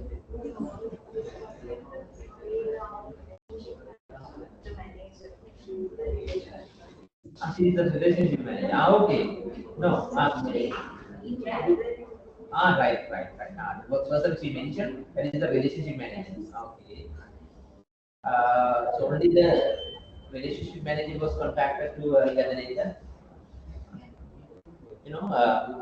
I understand that you have covered various different aspects, operations of the commercial banks, retail banking, but it lacks a little more operational details, I would say, right? Processes, activities are correct, right? It lacks of little more practical details. That's because you have just looked at it from the top, right? To understand the real impacts of service operations in retail banking, in commercial banking. Hello, in retail banking or commercial banking, you need to pay attention to the detailed steps, operations. That part you have missed because you have not gathered data about those processes. Right? So that is one main area that I think would have been nice if you could improve that. Right?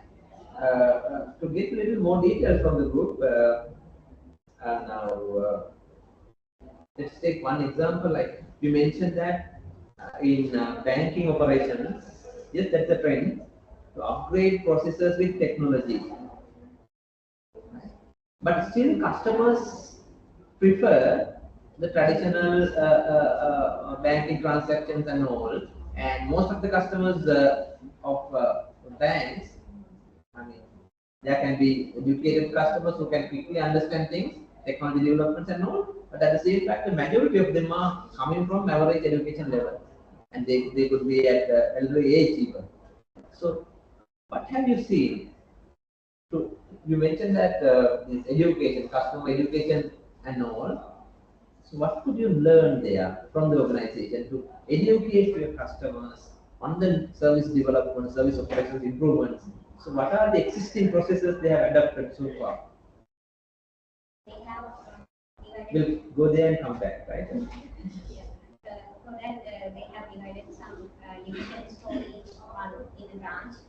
For that, from that division, customer go and take whatever the information that they need from the branch.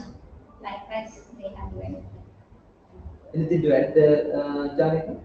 Most of customers not very well know about the process. Why should they know about it? Because they are outsiders, they are customers, right? So you are the service providers, isn't so? Why should we as customers should be aware? Okay. The customers are traditional way. Very easy to use online methods. After we can other mistake, but we can't at least 10 customers per day. Don't expect your customers to know everything, right? You are the ones who should manage the processes, right? Right? So there should be a way from the organization side. Can you understand what I'm telling you? To manage such operations, like new updates are there, and you need to practice this customer education, address the customer education gaps. So, what is the organization approach for that? What is the process you have initiated, implemented to educate your customer? That is how you should feel from the organization. So, what you could learn and what you could observe there in the organization, what are the existing customer educating processes?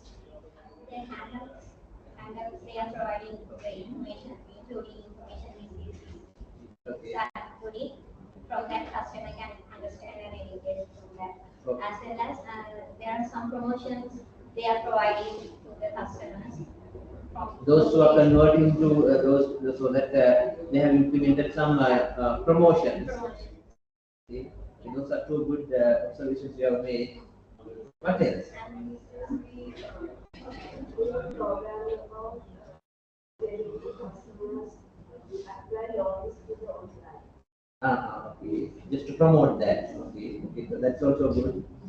So can you understand the area now? Now, that is how we need to think from operations side, especially in service operations. You should make, it's a general point, you should make sure that the customer experience should have been improved. And for that, from the organization side, what we initiate. So, I think in an industry like banking or financial services, you don't have to innovate everything because all the other leading banks are following your initiatives and they have already implemented certain processes. It's a matter of just selecting the right process.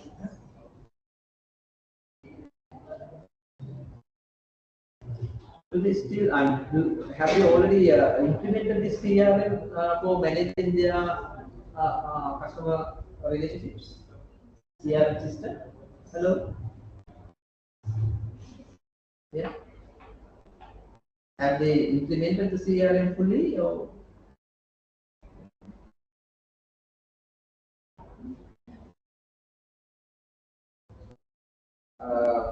I'm just asking this just to verify the content. Plus, who and who have contributed to the project. Right. Anything else that you need to communicate to me that you missed?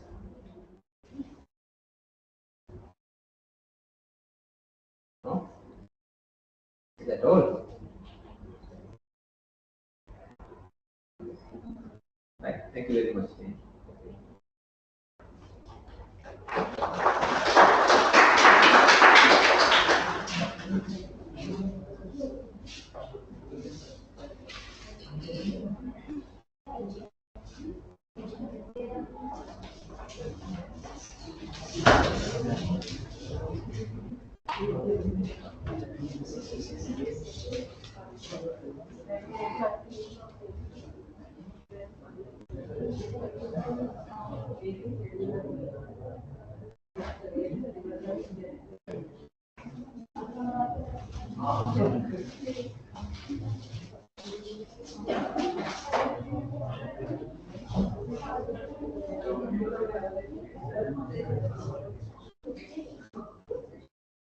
Now, is there a group that has only online participants? Yes. They have accepted it, so they are request and they made a request that whether they can do the presentation early. And if you all are fine with it, then tomorrow exam I hope.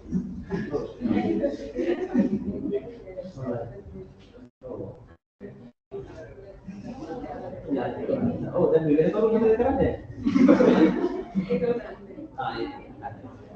I'm not going to select the order. You can discuss with your group members and follow the order. Probably one person. One person, maybe the coordinator can coordinate that and let me know the order.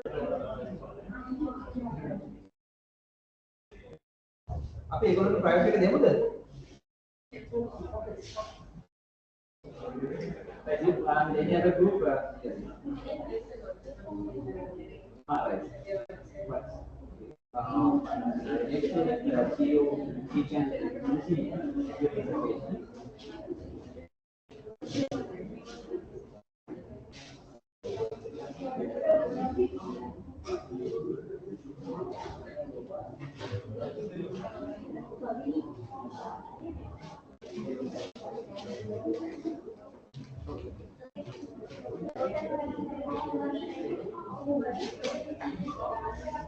Where is your name list?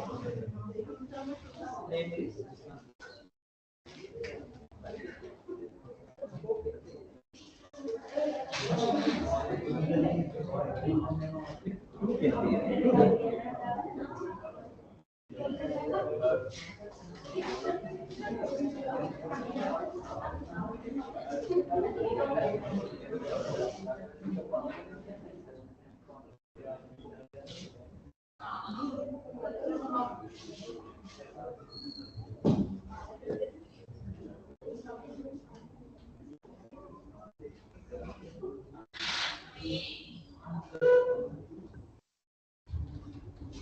That is,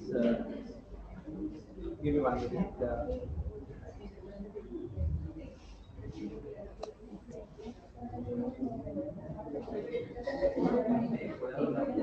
Right.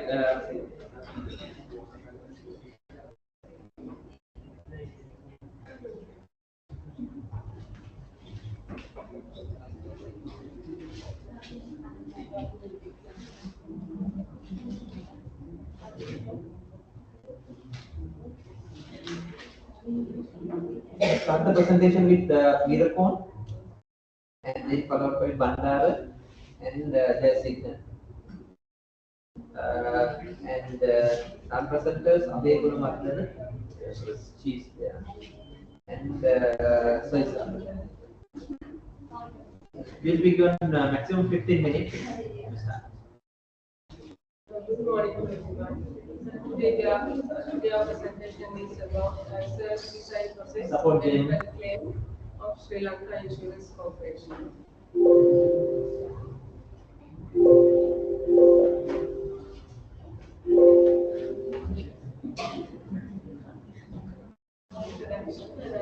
Sri Lanka Insurance Corporation was established in 1962 as a state-owned corporation. They are the final insurance in the country. SLIC is one of the most secure and reliable insurance service providers in the country. We have identified their strengths. They manage asset base more than 313.2 billion, and they have a life insurance fund of more than 181.9 billion. Their market capitalization is 6 billion. They possess skilled professionals, more than 2,600, and they have established 142 branches across the country. For an insurance company, trust of the people is very important. So they have won that target. They have declared the largest bonus of 10.49 billion in the insurance industry. It's the largest bonus declaration in the industry. They have engaged with many businesses like trade insurance, hotelier comprehensive insurance, machinery breakdown insurance, marine cargo insurance, protecting policy, workmen's compensation policy. We have identified their productivity factors like they have enhanced their technology by introducing a mobile app. That mobile app customers can get the understanding about their policies, and then customers can get status about their complaint, medical claims, and through that they can make payments also their life insurance premiums. SLIC always try to guide and advise the customers to get the customer feedback. We have introduced many different payment methods like cash payments, online transfers. So the mobile app also they can make their payments also. They try to train the staff most of the time to enhance the quality of the service and to new income generation methods. They have made agreements with the various companies as for employee medical insurance schemes like Sri Lanka Insurance Corporation and University Grant Commission, that kind of companies. So next part of the presentation will continue by the Chandra. Give the so this is their existing process that we have selected to present you in this presentation, which is a service blueprint of medical claim reimbursement process. So they start from customer claim form.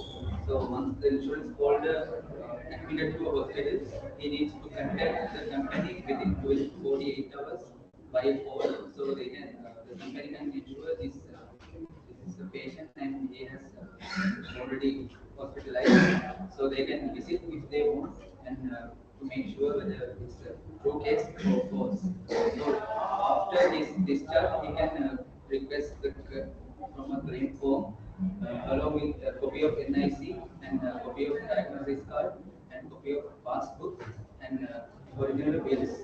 So he can submit it to the directly head office for their branches. Even if they handed over the documents to the branches, it will goes at the end to the head office. There is a department called medical reimbursement claim department. So from that office, also that insurance holder will acknowledge once he handed over the documents to the branch or head office, he will receive a SMS, so he can ensure that his claim is starting process. So once that document received to the department, insurance claim department, they will check non-disclosure illness, claim limit, duration of claims, claim entitlement. So there are different conditions within that contract, insurance holder and the company. So it depends on the requirement. So within the limits and insurance coverage, they will proceed with what that insurance holder has obtained the services from the company. So accordingly, they will analyze and identify errors. So if there is no errors, then they will check customers' file history and discharge issues. So the insurance company officers, they have those connections with the hospital list that they have named. They have already shared with the insurance holders. In any case, if they are supposed to hospitalize, they should follow that list. If that only they can reimburse their claim. So with that relationship, they will cross-check that details are correct or false. Then there is no issue. Also, that documents will be reviewed by a doctor. They have professional officers to verify that. So from their end, also they will verify that medical reimbursement documents, and then voucher creation will be done, and that voucher and the supporting documents will be handed over to the authorization parties. There are some medical officers, they have authorization limits, depends on the medical claim. Then it goes to the claim issue, that means finance department. Based on that voucher creation, they will decide as per the request as an online payment or check payment to the insurance holder within 2 weeks. Thank you.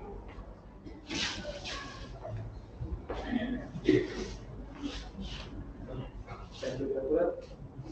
On my side, my part is to describe the issues and recommendation of medical claim process. In observation, we have identified few main issues in medical process in LIC. These are I have highlighted these three points, and later part I will discuss the recommendations. Is they are mostly nowadays they are mostly using the manual processing system to claim the medical claim officer.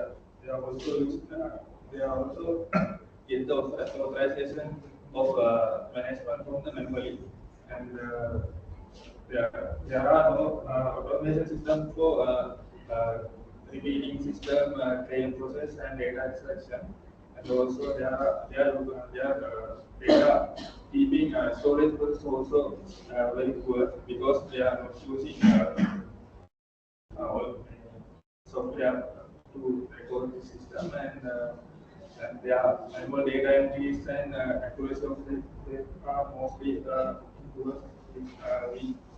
And they are having a insufficient system to detecting the board in their customers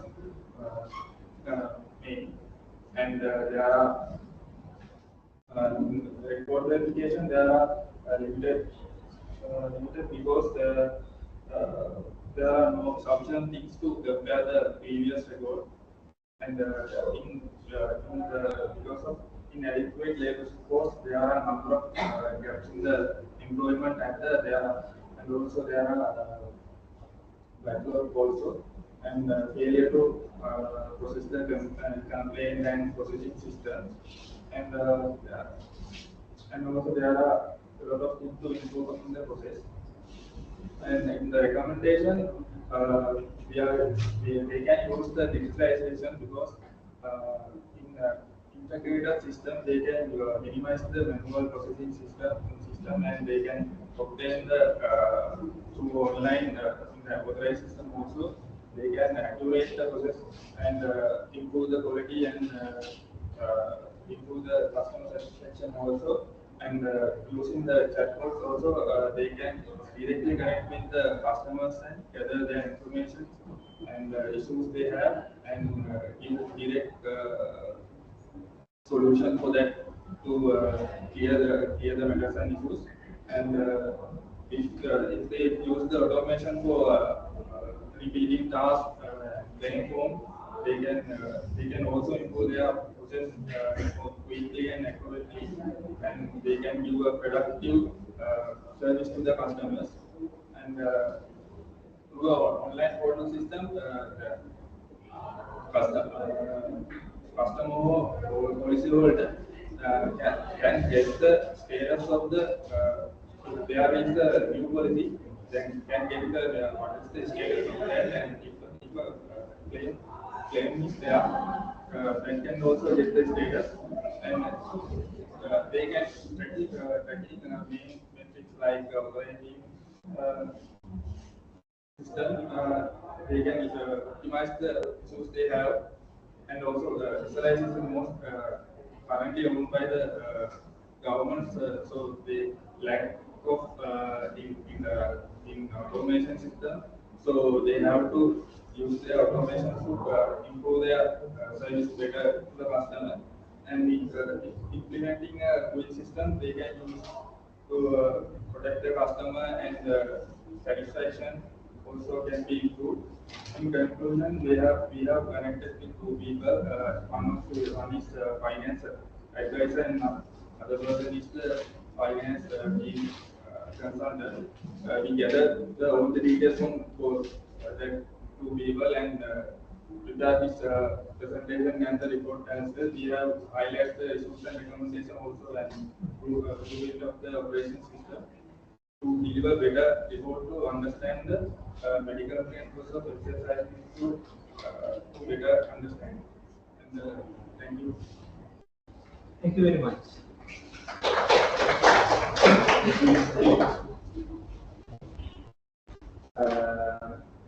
And we have studied the Sri Lankan Insurance Corporation.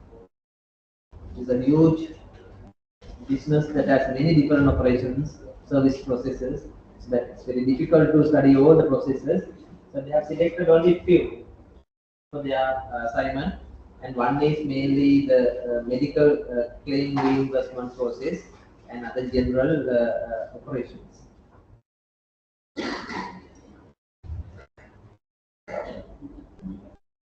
So, do we have Abhay Gunawardana? Hope you can hear. Now, when it comes to this specific process you have studied, that is medical claim reimbursement process. Now, as a group, what is your assessment as students who are studying operations management and also as customers? Right? So what is your assessment about that particular service operation process? To what extent that is performing as intended? What is your assessment as a group?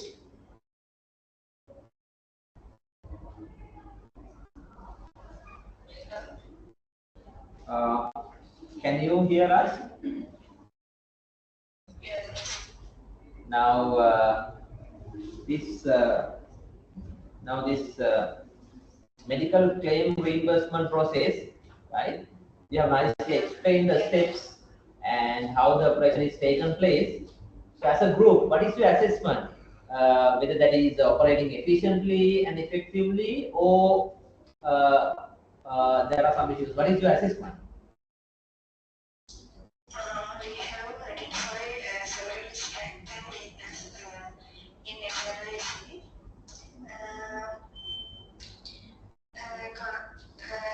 The document acknowledgement, we did not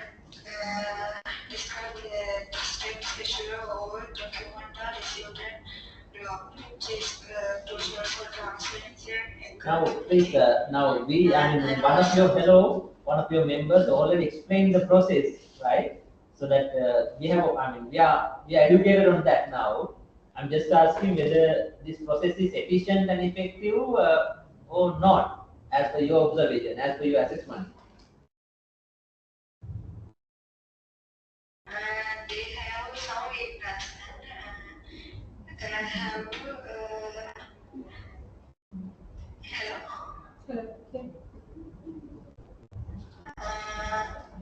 It's because of their emergency. There are some medical claim forms documents in the world. So it can lead to there are some issues in efficient activities.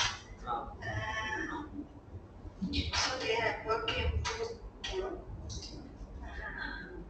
Also, their lack of automation, it is slow down the processing with the workload on staff. And we can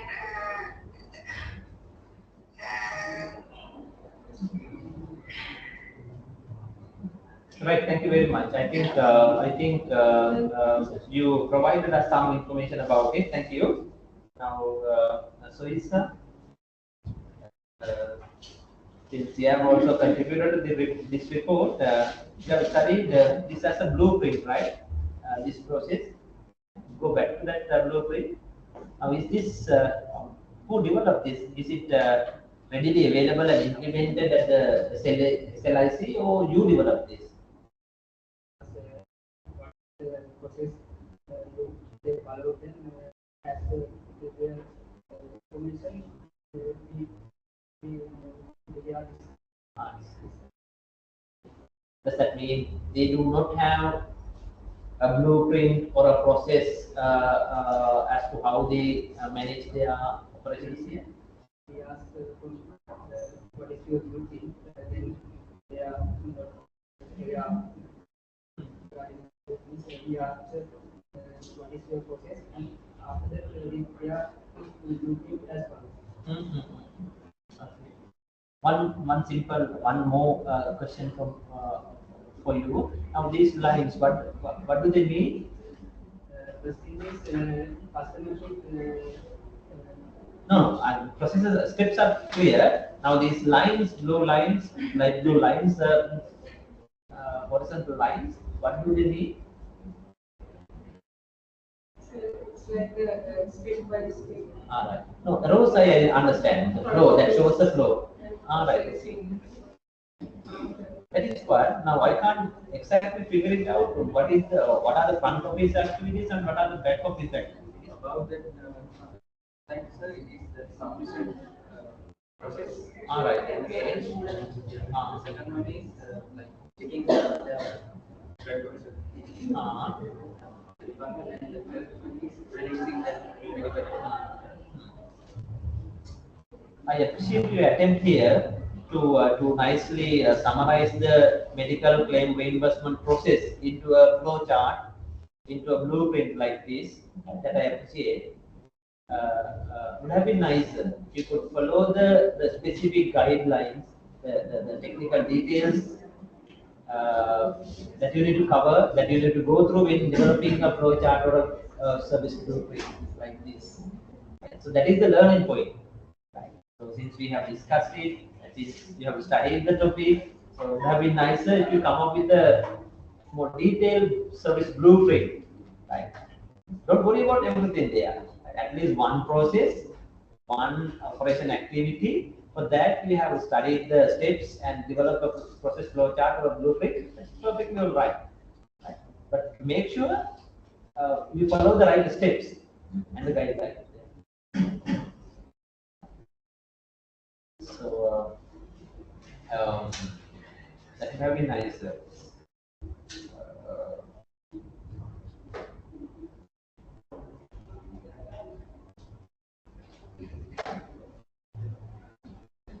Now, what else you need to share with me or share with us that you couldn't discuss in this presentation? Within that company, they have special team. They are like professional and very experienced guys, like 7-6 members within that group. Their job is they are very close to the market and identification what are the changes from the regulations and technology and in the industry. That's their job. They are always searching what's going on and they are having connection with other insurance industries, insurance companies, and then they trying to analyze them and the changes and the customer requirement.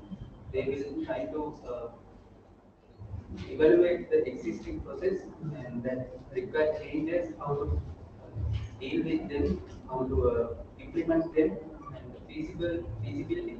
So they will request from the management to implement these things again for their customers. Interesting. How many individuals are here are customers of SLIC? I am one of them. Only two others, you are not customers of SLIC? No? Senko there. Only few of us, right? So, we as customers, what are our experiences with this? What do they say? Now they improve their services, they improve their operations processes, right? What do you think?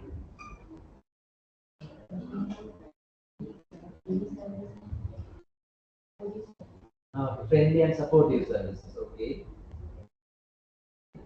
That is your experience, that's good. Yeah, and how about others? What is your general perception about the customer experience at SLIC? Pleasant? Adequate? Okay. But there are a lot of, there are developmental needs, areas to improve, of course, and as you correctly pointed out, yes, I agree. And you have collected data basically from those two individuals. They are basically from product side and product development side and industry analysis side. So that is why you are aware of them. One main lacking area of your presentation and the content is the operation side of it. Now, matching the financial products, whatever the insurance policies and all, with the industry requirements, regulatory requirements, and the industry solutions and all, that's important. What is lacking is how exactly they are going to provide such services to customers. And for that, how they manage the service creation and delivery processes. So they promise something, they want to deliver something, but how exactly they are delivering it is lacking, is vague. Could you see that when you interview the people, like the employees, the managers, branch managers, or the other people, you would see that they have something, this is what we are going to offer to the customers, but they don't exactly know how they are going to deliver it, which makes the gap. So a subject like operations management should help you thinking how to bridge the gap. Right? This is what we want to deliver: efficient service, quick service, and whatever other detail. So service processes should be aligned with that. Not only one time or for a few selected customers that known to them, but to all the customers. Can you understand it? They should be able to create and deliver the same service to everyone repeatedly, every time. And for that, they need proper service processes. And if you select this thing, medical claim reimbursement, there should be a well specified process that they can show their employees and external parties like customers and any other. This is the process. So exactly within this time period, your process will be, the claim will be processed. But as you correctly mentioned in the report, there is no such time period. No, that might take few hours to few days to few weeks. Who knows? That is the issue. Not your fault, right? I'm just showing how to think about it. So to improve the service operation, service experiences to customers, definitely they need to improve the service operations. And for that, we need to use the right operations management techniques, tools, and all. We have tried to use one, that is blueprinting here, right? In the same manner, they need to work on other areas also and pay enough attention to that. And for that, you have mentioned in the report how technology will be used, how training and development will be used. True, right? Right. But there should be a kind of overall management effort for that. Right? I appreciate the presentation on the report content and the presentation content, but those are the overall comments that I have to give you. Thank you very much.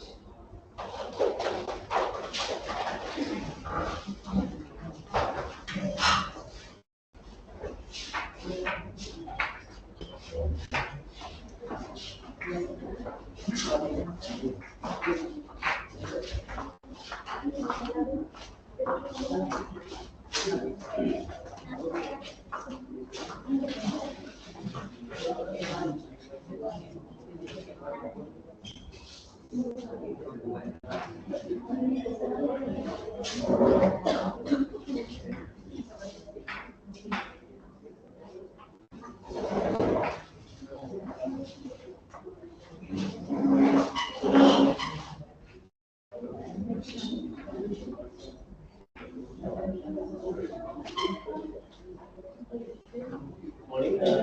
Give me 1 minute.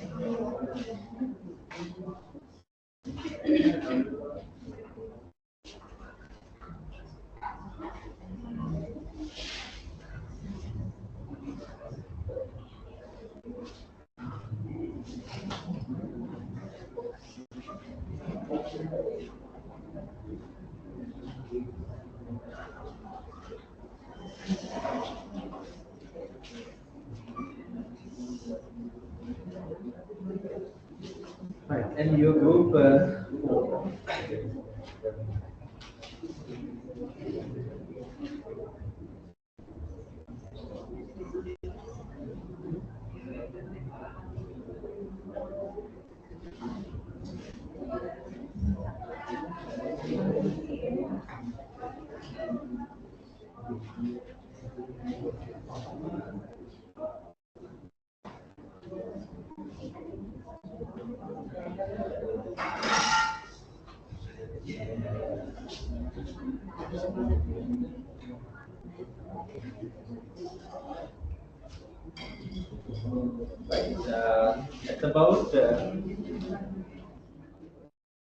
That's about works co-working. What kind of business is this? Service provider.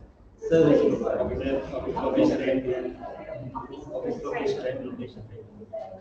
Still, I couldn't get it. I'm sorry. Space. Ah, Other business organizing for their official event and other matters. yeah. How that is different from a kind of reception hall or a hotel? Photo studio like that. Huh? Photo studio, media room. It's a kind of corporate solution for various clients. Right? So you are going to explain us what type of properties and the spaces they have built and maintained for different clients' requirements, and for that, what is the service process they are using to provide a better customer service, not for individual clients, I guess, but for individuals as well as. Interesting. A different selection, I would say. I haven't been exposed to such operations. Great. I appreciate the selection. We can learn. So listen to this. Okay, we start. Morning. We are the group number 4. Today we are experienced Forex company. They are a service provider in Sri Lanka. They are established on 2020. In the pandemic situation, corona situation, they give help to the others to complete their businesses. The main name target is Then the location situation, several locations we have looked out now with the various devices. Their vision is change the way you come to us. Their vision. They have many service products to customers. First of all, hot text. Hot text is new one.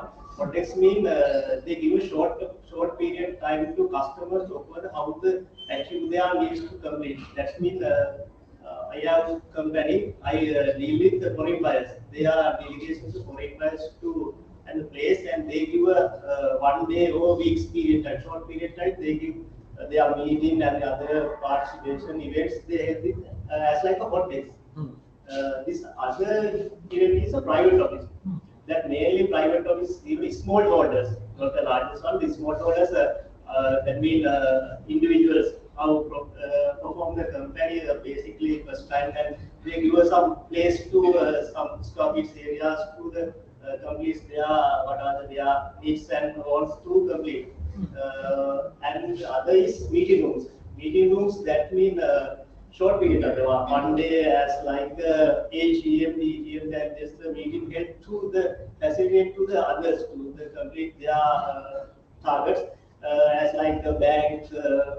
What I mean, bank meeting, that type of meetings. Then out of the they are out of the office and they give some facilities to the completers their meetings. And other is very different type photo studio. That's photo studio mean marriage couples to give photos and various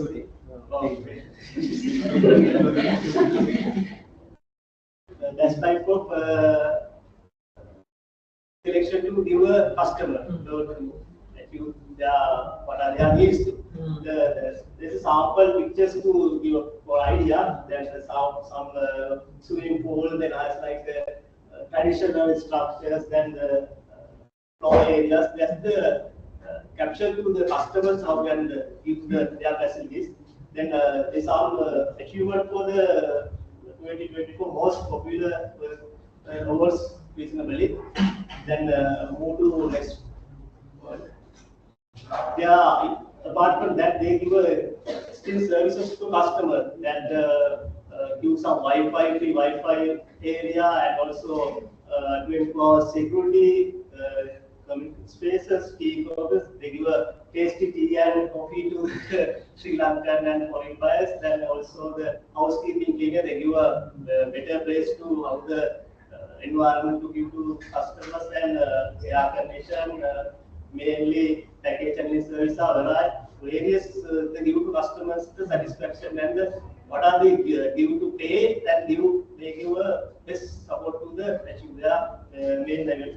And also briefly explain the company counter tax they firstly customer call and they member support team and the resolution and find their allocation, their location, what are they needs.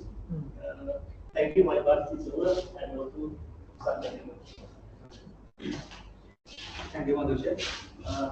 Then I'm going to discuss about the issues and areas that have been identified in the current process.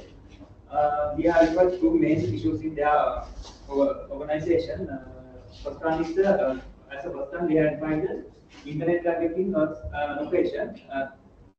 They are providing unlimited internet facility for their customers. Because of that, they are facing that issue, and they are paying more internet cost for their office location. Mainly, we have got three main reasons that affect this issue. First one is too many devices per user.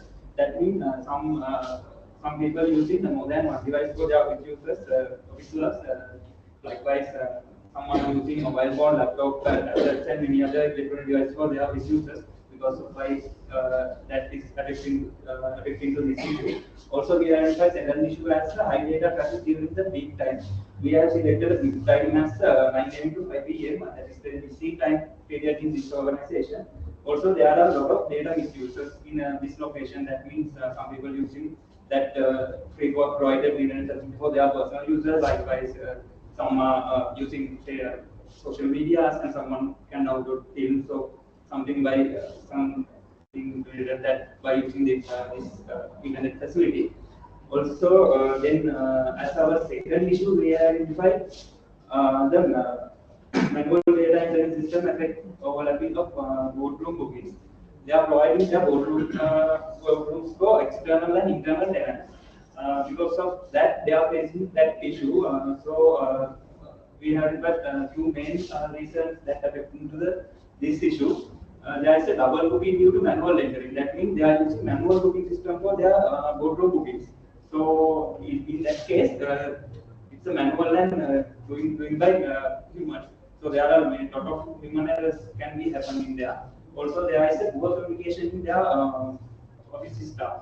That, because of that, there is staff awareness of their booking system of their employees. Then next part, I would like to recommend some suggestions for mitigate that issue for this organization. As a first, for the first issue, we can have internet cost due to internet traffic. We are suggesting three suggestions for their implement their organization. First one, bandwidth management. By implementing bandwidth management, they can restrict unusual internet users in their organization. Also, they can implement usage caps. Usage cap means they can provide some user data quota per month per user. Then they can share their internet cost with their tenants. So they can mitigate the internet cost by using these three suggestions. Then we have our second suggestion for the second problem is completely third-party boardroom booking and internal bookings. By implementing advanced scheduling and coordination system, they can mitigate that issue. Also, they can implement designated time slots. Like example, they can give morning hours for external customers and evening hours for their internal tenants. Also, they can implement automated reminders for the boardroom booking. Then they can implement an automated booking system with synchronized calendars, and they can seek to investing an automated booking system in their organization. Then my part is so I expecting that to become.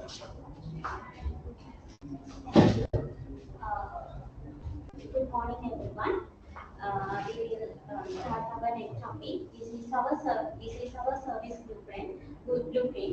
We are divided our service blueprint into three stages mainly. First one is evidence section and front stage and backstage. In our company, customers are mainly connected throughout the website, and we have 4 locations. That is office spaces, which are included hot desks, private office spaces, meeting rooms and photo studios. And also company have member supporting team for support customers to allocate locations and complete their requirement and all.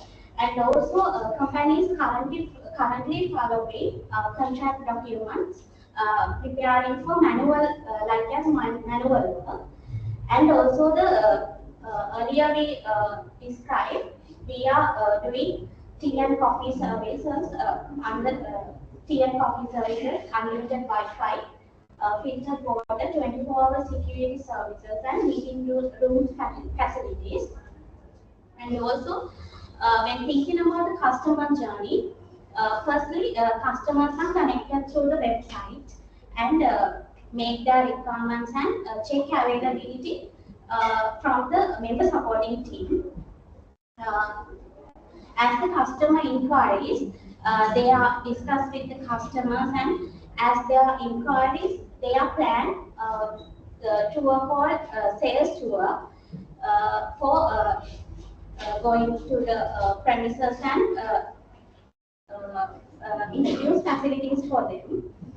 Then after the come to the agreement, customers are sending to the confirm email for requiring to the premises.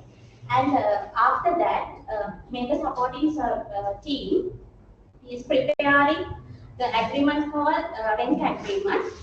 That is for we included lump sum payments and all, and the other conditions. Then after the come to the agreement, customers can use our premises.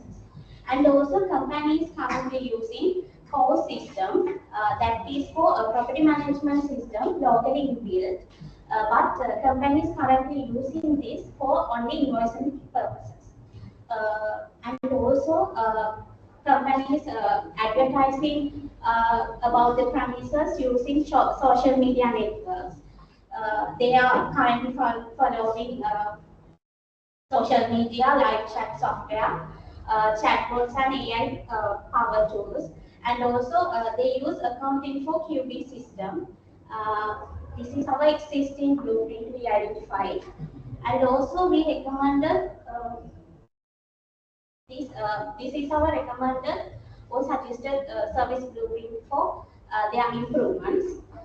In that, we recommended centralized website link with online calendar. Before customer contacting with sales team, they can use online calendar for availability and all. What are their requirements and all. They can connect with the before they are connect with the sales team. And also we are recommended that this part digitalize contract document and digital this part digitalized signature. We can they can develop that flow system for making agreements and also give them to efficient and effective of service, because existing process they take 2 to 5 days for this making document process. But if they can include the documentation part also using this software, they can minimize that time duration to 12 hours to 1 day. This is our major suggestions for them.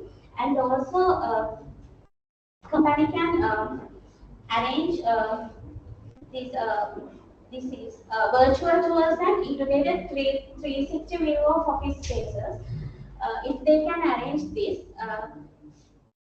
they can minimize the unnecessary time allocated for physical tours and all. And also customers can benefit it, and they have new experience when virtually visited our places, and they can get proper idea about that. This is our major suggested from them for them. And also we are concluded comparing our existing process and this suggested service process. Company can get more satisfied give more satisfied customer service, and also they can improve their operational process and give customers to the efficient and effectiveness of the services. Will help to give better service, and company can get the competitive advantage of its rival. Thank you. Thank you very much. You manage the presentation exactly within 15 minutes. That's why I did interrupt you. And that's an information-rich presentation. I appreciate it. You could make that presentation in a detailed manner because you have studied the process and you have gathered all the most of the required information.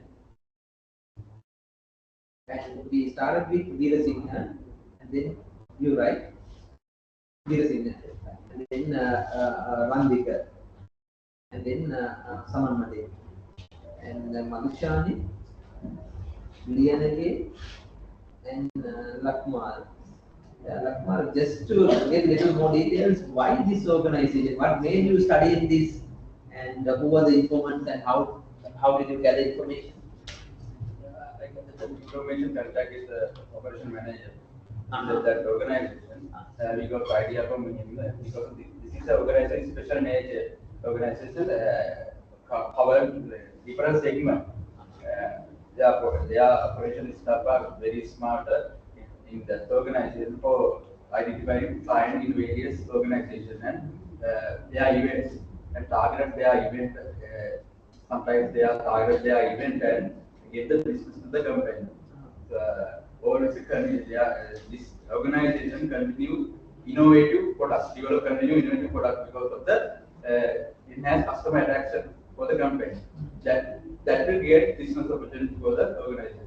I identified the nature of the company and some weakness and the manual process are there, online booking, recording system, and other suggestion we put the day.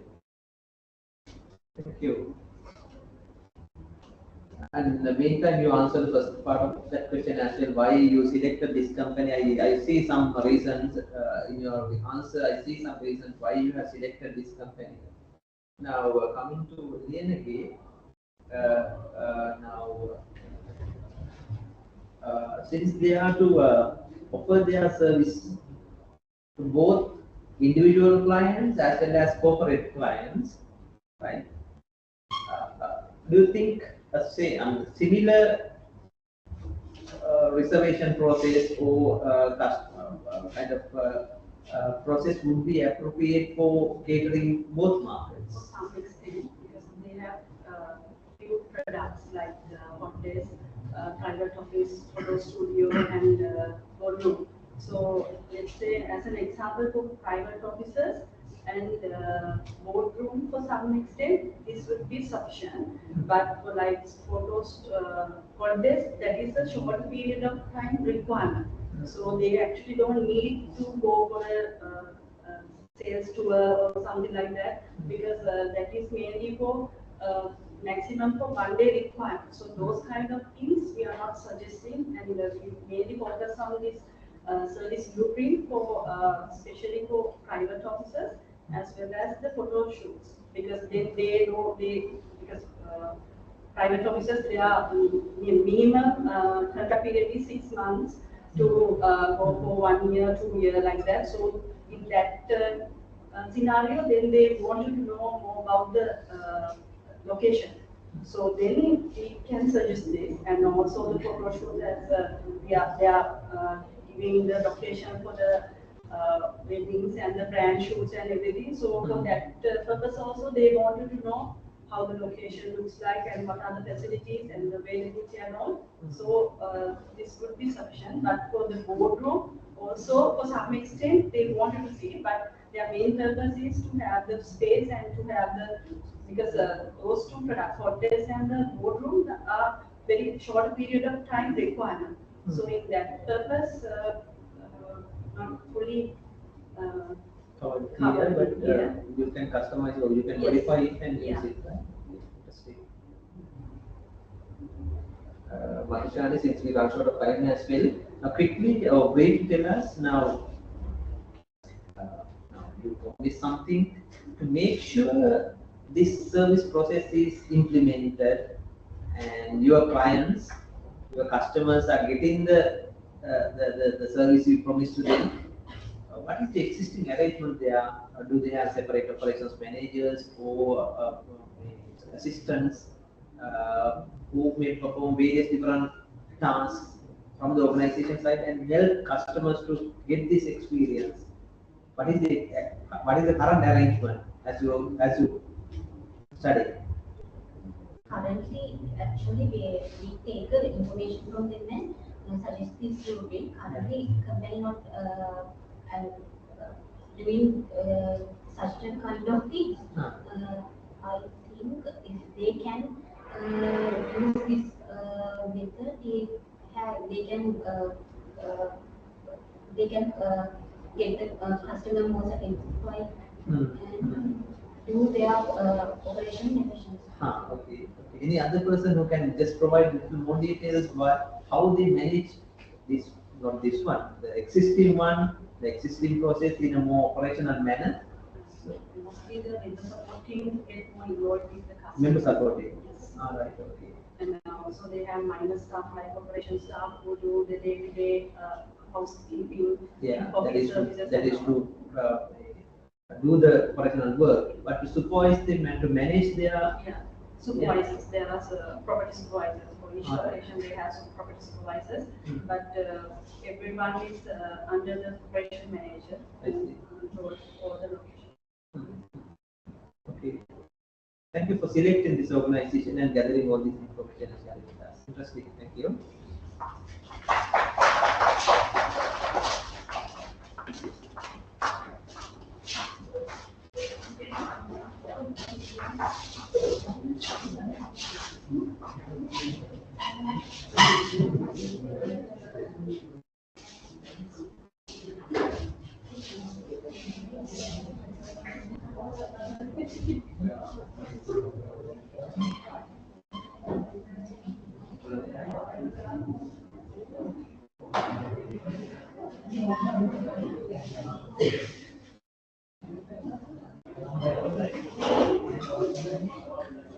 So shall we do the presentation now with the online team?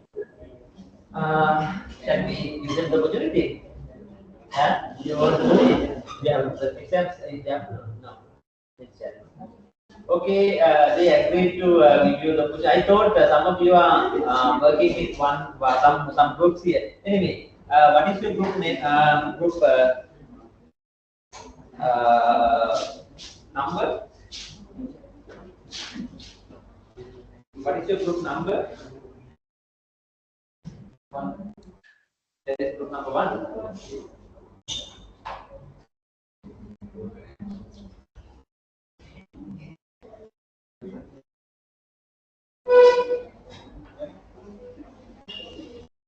Who is going to share the screen?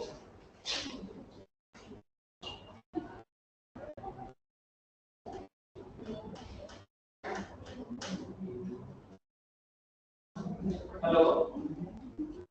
I will share the screen, sir. Right. We will try with it again.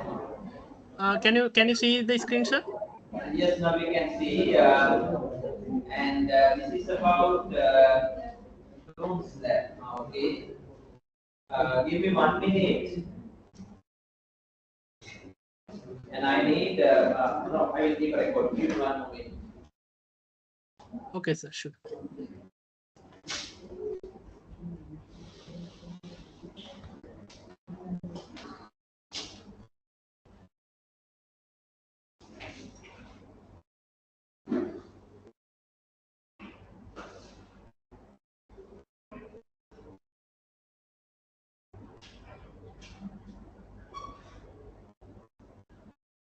Right. You will be given 15 minutes. You may start now if you are ready.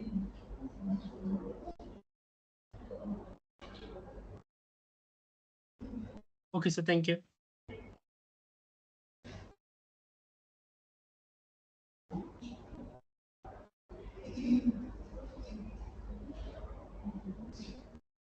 How about others? Can they also switch on cameras so that we can see at least you today?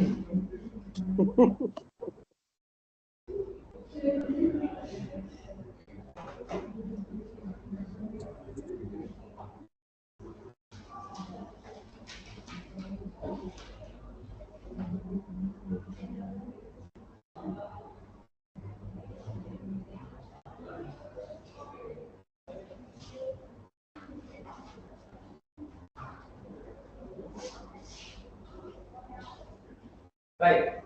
If you are ready, you can start now.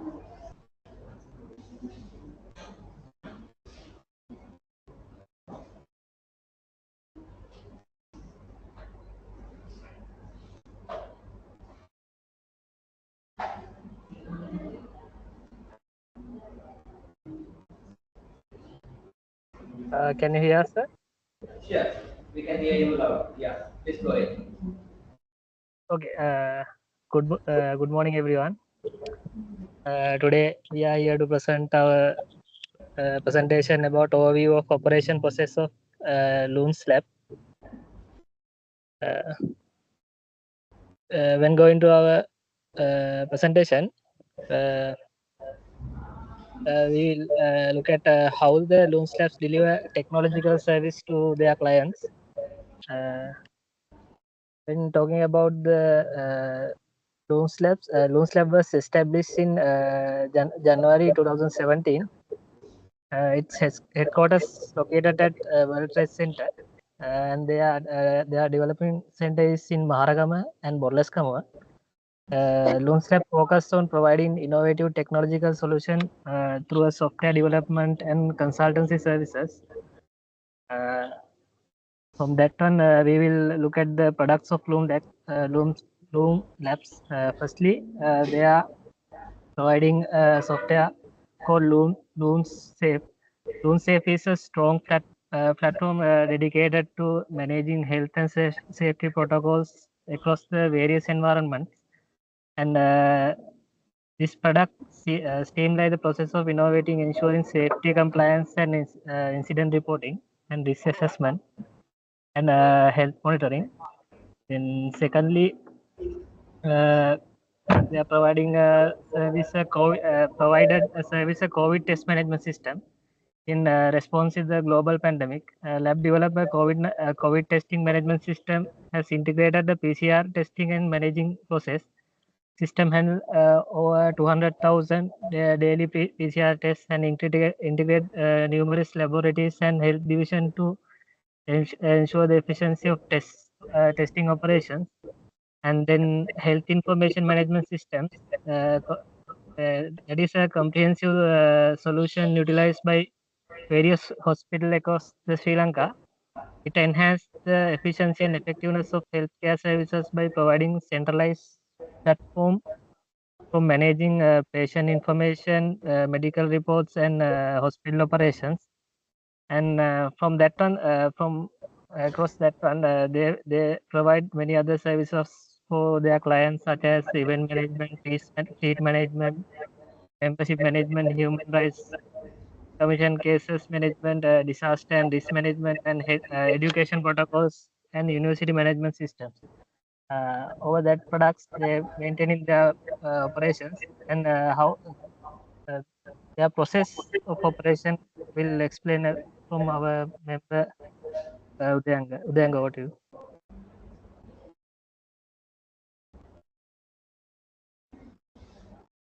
Thank you, Infas.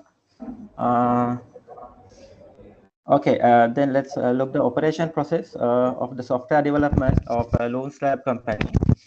As a initial collaboration, company understand the client's objectives and requirements and draft the comprehensive proposal, including budget, timeline, and scope. And then under planning and design, create a detailed project plan that includes time frames, inspection points, and resources allocation. Then present the design software to client in order to get their comments and approval. And in next step, testing the system performance to make sure it operate well under planned load scenarios. After testing the system, develop software regulatory through the use of approaches and provide the client with regular updates. In next slide, under implementation, develop the plan that include backups plan and rollback techniques. And under the maintenance and support service, company provide the various support levels in accordance with the signed contract. And finally, feedback from customers has been collected from order to evaluate client satisfaction and furthermore improvement. In next slide, now when we comes to the challenges of this operation process, there is a scope of project may uncontrollably expand due to scope creep, which often happens by client unclear understand of their requirement. And then due to the different objectives, timelines, and point of views involving several stakeholders can make the approval process more difficult and taking time. And another one is sometimes difficult to guarantee that the correct resources will be available when they are needed. And then require the teaching and a variety of group with different levels of experience and expertise how to utilize the new software or system. In next slide, yeah. we turn into the some points of improving the operation process. One is setting up strong pre-contract workshop entails getting stakeholders together for speak or meetings prior to signing the contract. And other one is use performance monitoring tools so that a problem can found and fixed quickly before they affect users. And survey customers on a regular basis to get their opinions and evaluate satisfaction to ensure clear and consistent communication at every stage. Yeah, okay, now my mate Sumudra will continue with key suggestions for the operating process. Sumudra? Yeah, thank you, Danga. I would like to present some key suggestions for improvement. First, maintain code quality. First, they should test their code often to find and fix problem early. This makes their software work better. They can use automated tests and have team members check each other's work to keep their code quality high. Build a workflow. Next, they should create a clear workflow to track their progress and organize their work. A good workflow helps them prioritize tasks, manage dependencies, and use their resources wisely. Develop market demand. They also need to pay attention to what their customers and the market want. This means stay informed about market trends, listening to customer feedback, and doing research. By understanding market demand, they can adapt their products to meet the needs of their users and stay competitive. Performance detailed test plan. Lastly, they should make details plan for testing their software. Good documentation of their test plan help ensure their tests are thorough and consistent.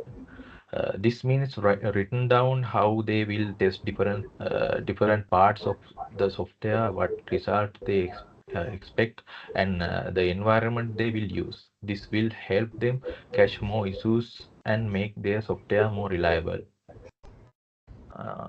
Next slide.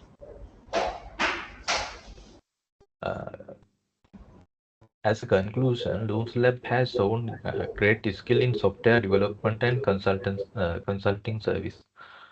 They have many business problem they have solved many business problem with new and creative technology solutions. When I talk about future prospect, Looms Lab focus on using the latest technology and keeping a strong operational process make it a key player in digital transformation across different industries. Strategic initiatives, the company's ongoing work to improve its process and meet market needs will help it keep succeed and improve, innovating in the tech world. Impact on the tech landscape. Looms Lab strategy initiatives and commitment to quality makes it's a leader in digital transformation.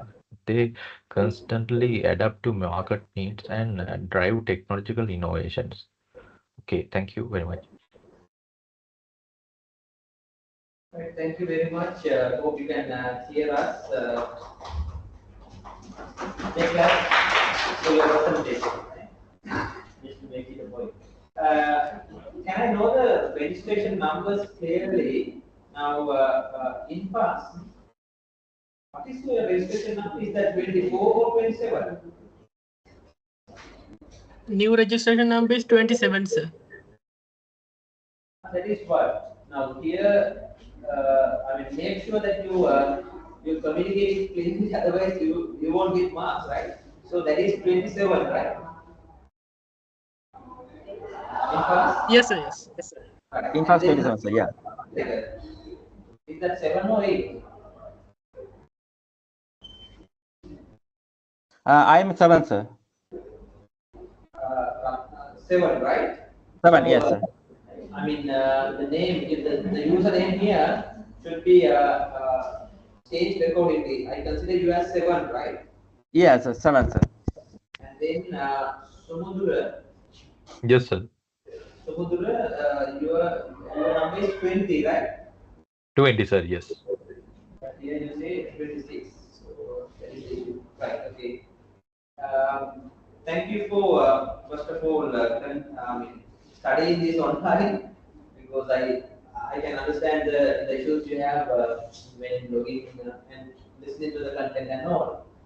But make sure that you study these topics and you will be sitting the same paper, sitting for the same paper, so that you need to cover all that content. Right. Now, selecting this software development company for your assignment, what was the reason and why you selected this company? The thing is, sir, that currently now there's a huge race in the industry, in the technical industry is going highly rapidly growth. So that's why we select one of the technical company, and to collect the information, it is very easy for us because we personally know the found of this company. So that's why we select this companies. Farhan, your number is 28, right? Yes, sir. No, Farhan was the one who answered, is that? So Gayan is the one answering. Yeah. Atnaki is the one answering. That is, your number is 26, is that? Yes, sir. Yes, my number is 26. 26. How long, Ryan, how long this this company has been there? The company is started 2017, sir, and still they are operating. So initially it was a very small company. Now they are expanding. When the company started, it was, I think, around 3 members were there. Now it is 35 members. So in coming, the new projects are there. So for that, there's a one strategic issue we can see, because we don't have sufficient resources for that. So what we are doing is, for that we are hiring outsource project developers, software engineers, and we are giving some project parts to outsourcing, and that's why how we are maintaining the managing our timeline and deadlines to meet the client's requirements, and submit the software as they request. Okay, thank you, Dan. Farhan or someone else, can you help us identify now as one main problem or development area you have identified now? From project to project, the scope of the project is different. So that you need to make sure you specify the scope of the project. Yes. More specific manner, plus within the specific time given. So to conclude the project designing project scope, to specify the project scope as efficient as possible. Yes, correct. So what specific processes you suggest here? What specific operations activities you suggest here for the company to improve their performance? Actually, sir, like we have when the company come, we have with the client, we have this company have a proper understanding. So what is their deliverable times? So what is the what is the initial UIT will be built? Then there will be a testing process, and testing process, then client should be initially we provide the they should initially provide the initial software. Then client will understand, and then there will be a testing process. Then testing process, the client will test this with which is meeting their requirement.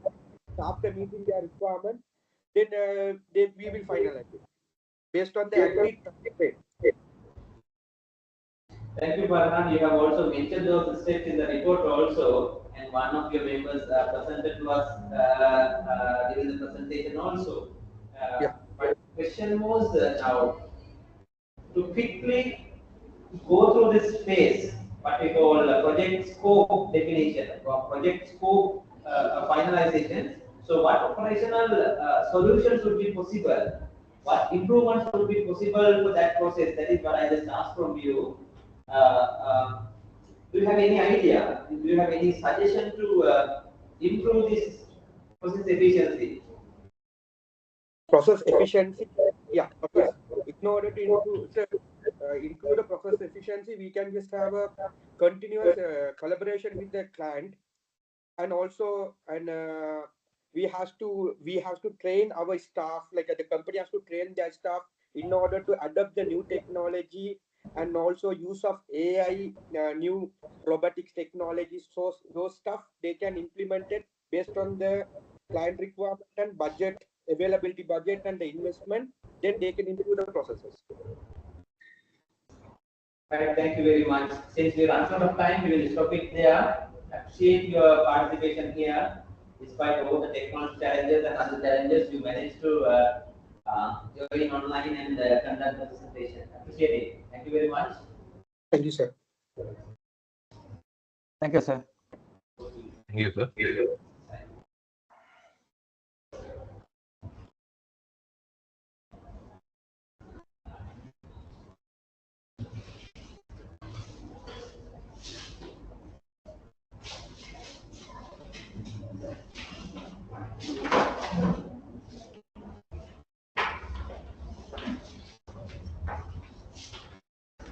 This is the last group, right?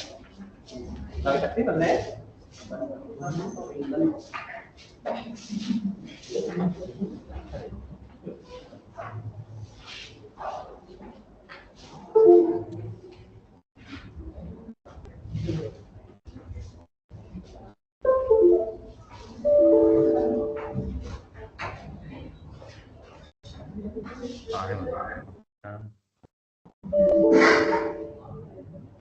හරි හරි මම බලලා වටේට හරි දැන් දාන්න එලයිදු එකයි අනිත් එක මොකද අදාරන්න එකනේ හරි